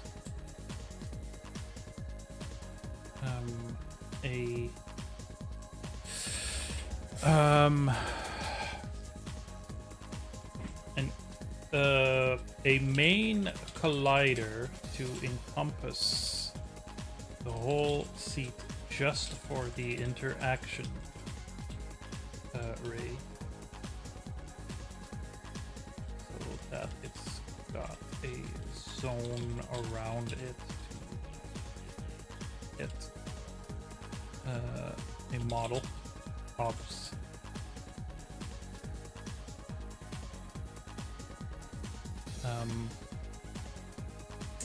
A sit marker, a look at marker, a stand marker. Yeah, that's all of that. Vehicle.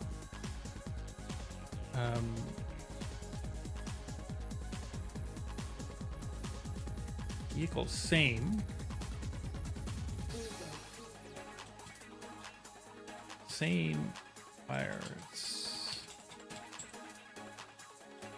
same as 1, but also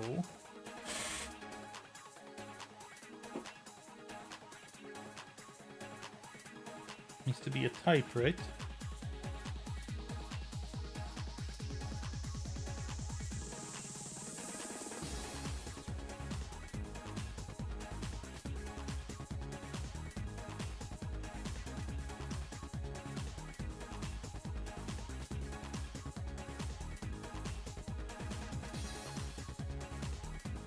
Right, car seat. Normal seat. Car seat. Bed.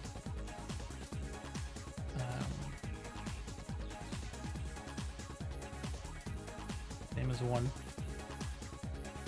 But behavior will be different.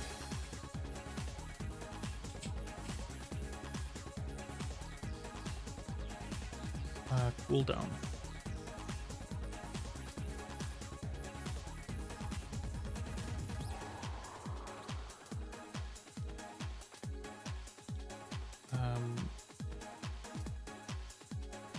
Needs a small cooldown as well.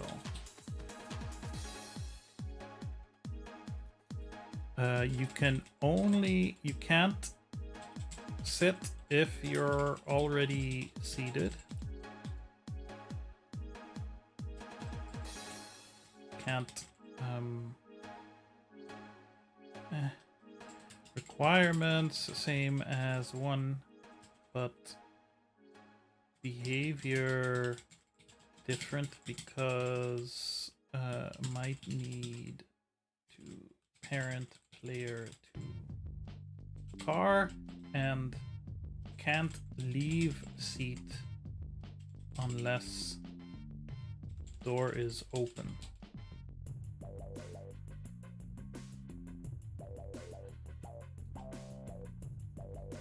Can't sit if you can sit from crouched or if in air. That's fine.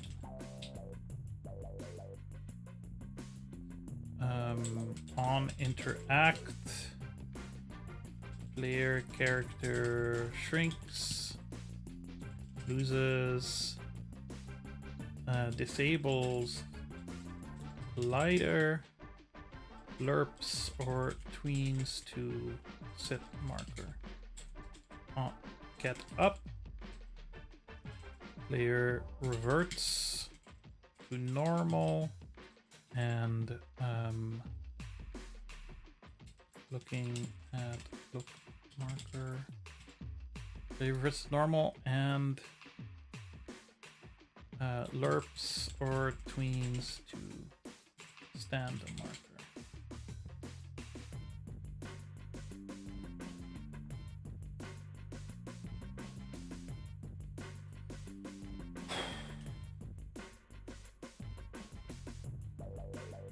Still happy with the light. Button.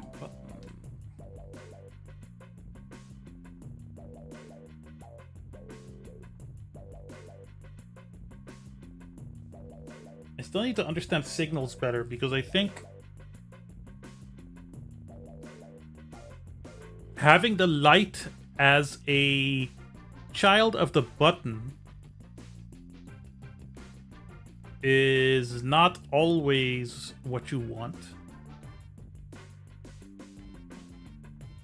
So we need to figure out signals better.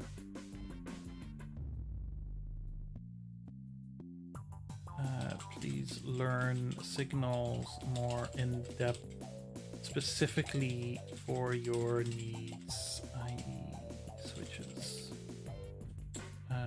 Please find some sitting tutorials.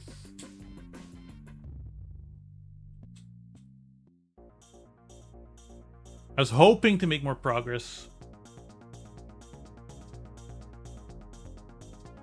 How can we do a cooldown after a jump? Where's jump?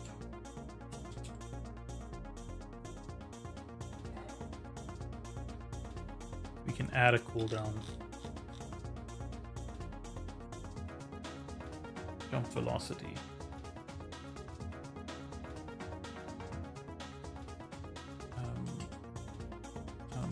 How long a cooldown after jumping?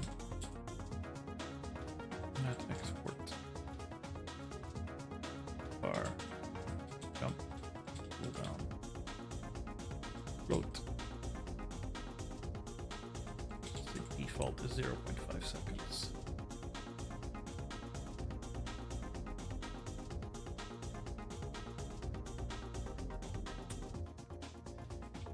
Script timer.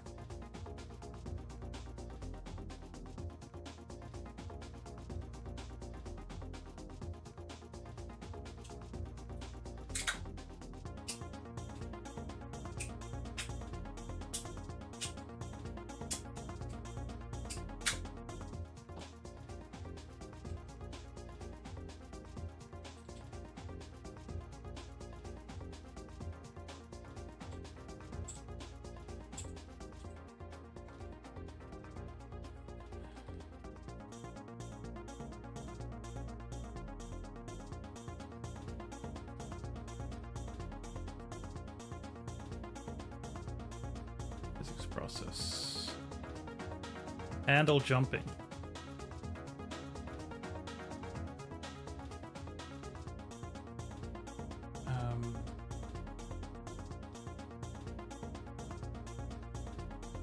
Bar jumping cooldown. Is it float?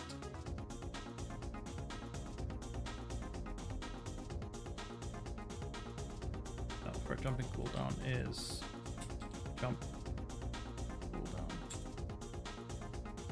Right. We go to handle jumping. If jumping enabled, if is action just press command jump animation jump. Okay. I think we can do this. Cooldown minus delta. Cooldown. Sorry. Jumping cooldown minus is delta. Handle jumping. And then if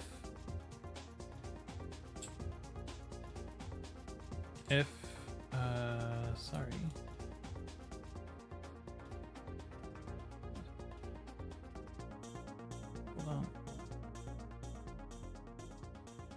Cooldown is 1.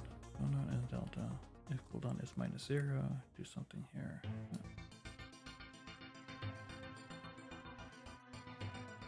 Jump cooldown is 0.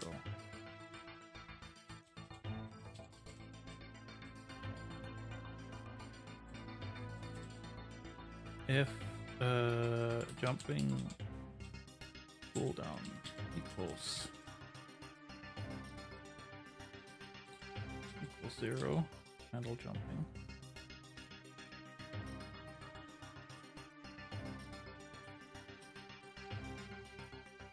And then jumping cool is jump cooldown. So we set jump cooldown right now to like 10 seconds.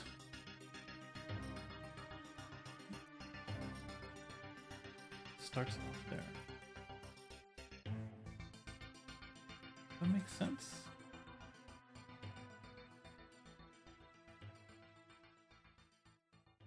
No, I need to set it in handle jumping.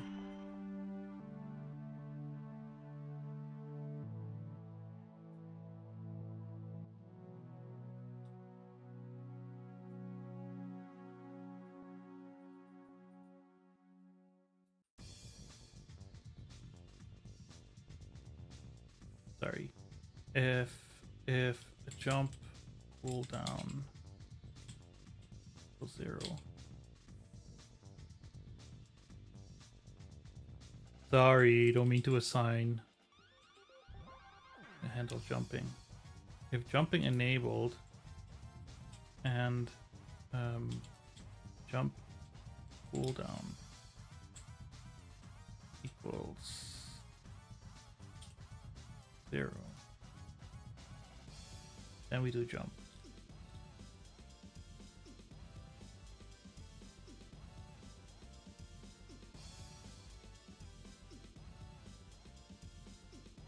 Jump cooldown minus is delta.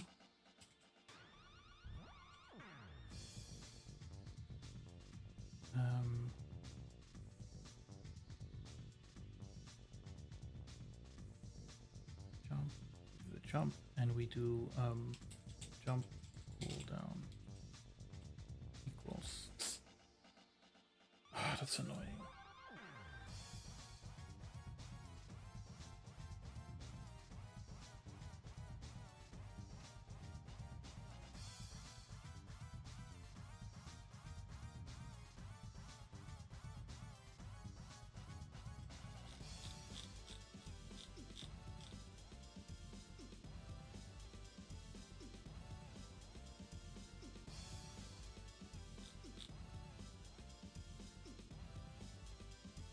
Jump cooldown time.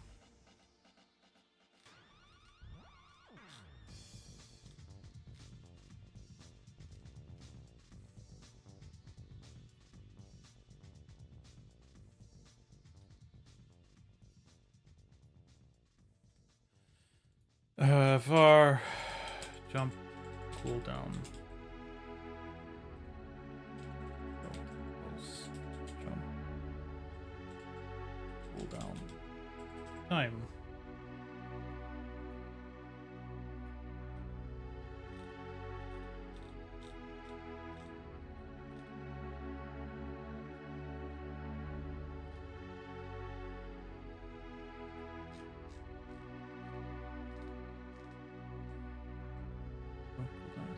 Delta, right? And then we say jump cooldown equals jump cooldown time.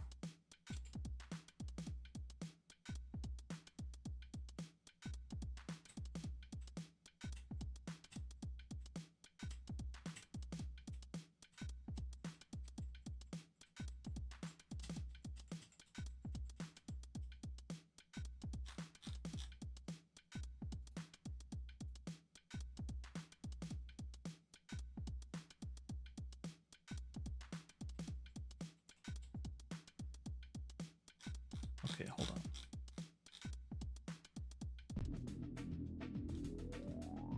Jump cooldown time. It's whatever, half a second.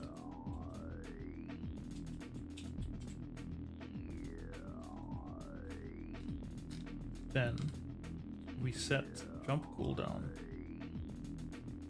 to jump cooldown time.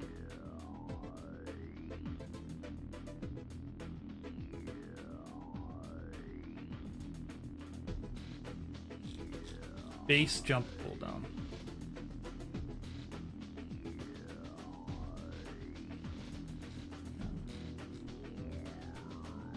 Okay. Then in physics process, we subtract jump cooldown by delta. Then we do handle jumping, and in handle jumping, if jump cooldown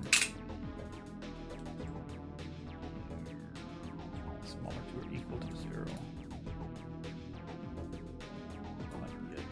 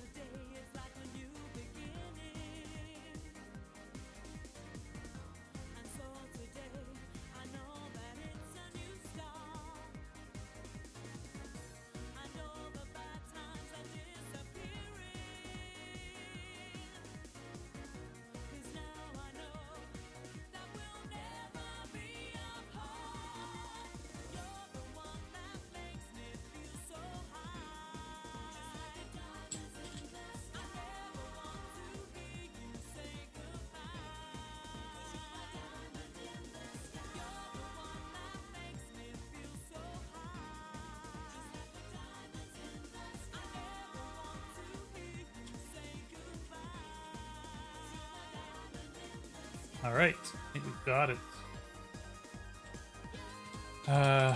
Let's try it with 0.5. No, that's not enough.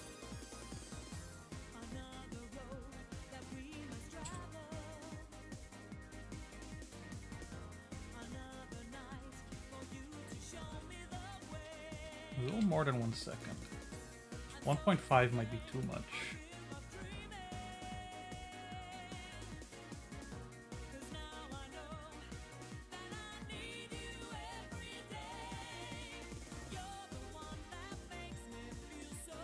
Why am I sliding so much?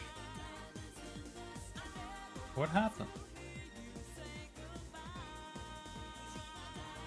That was not a problem before.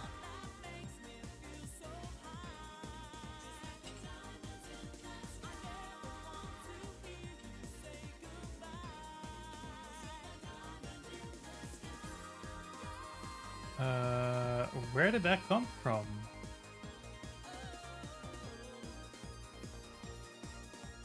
Alright, great. I don't even know where I did that.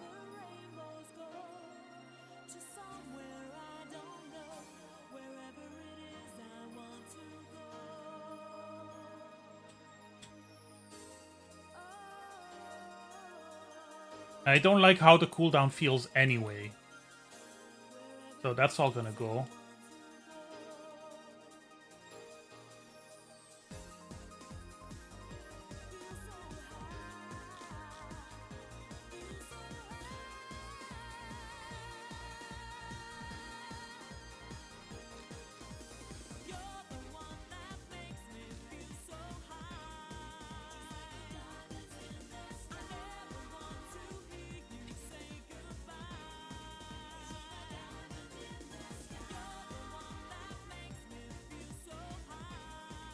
Why is it doing this now?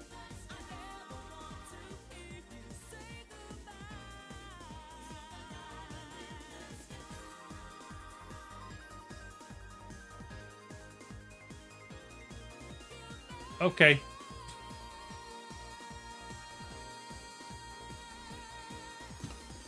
So character slides around now for some reason. Character controller is all slippery now for some reason.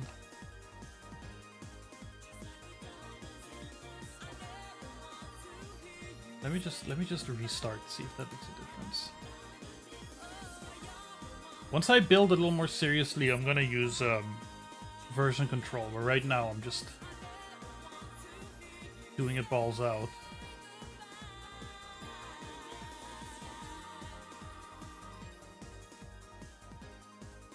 Oh, it's because of acceleration. That's why. Yeah, okay. We figured that out. Thank God. Okay, so that's something.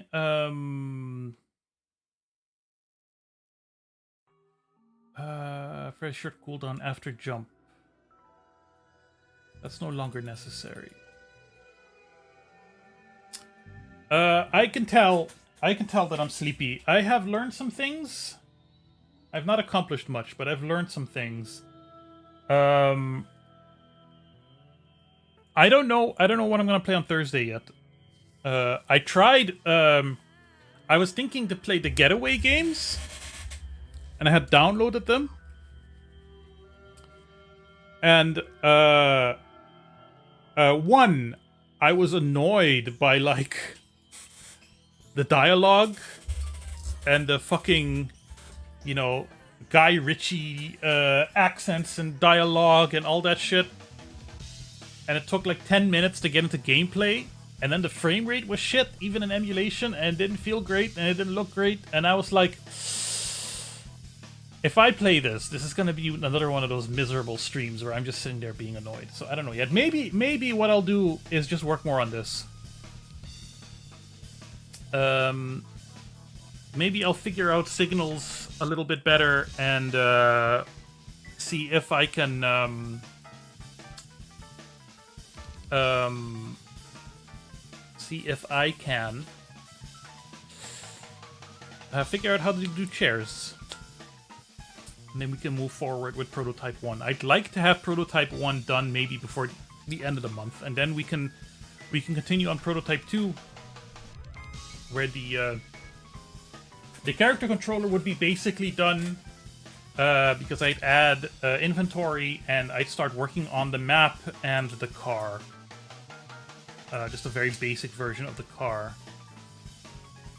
And there's all kinds of other stuff I can do in between as well, such as figure out the aesthetic, and also the map. You know, the actual map of the island could use some work. I was thinking I wanted to stay very one-to-one here, but like I was thinking specifically this area where there's like a house or something here and some other buildings here. I'm kind of like thinking about just kind of removing that entirely. Because that doesn't matter for the driving experience anyway. I don't know. Yeah. Look at these tired little eyes. Do they not deserve some sleep? Huh? They deserve to go honk shoe.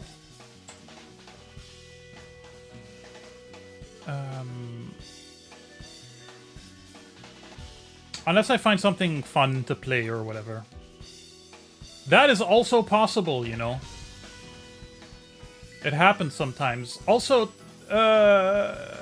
tomorrow at some point, my jam entry should be up. So that should be interesting. Does that mean I'm going now? Yeah. I'm gonna do it. I'm gonna hit the button. Thank you for enjoying the BOBSTREAM. I love you all.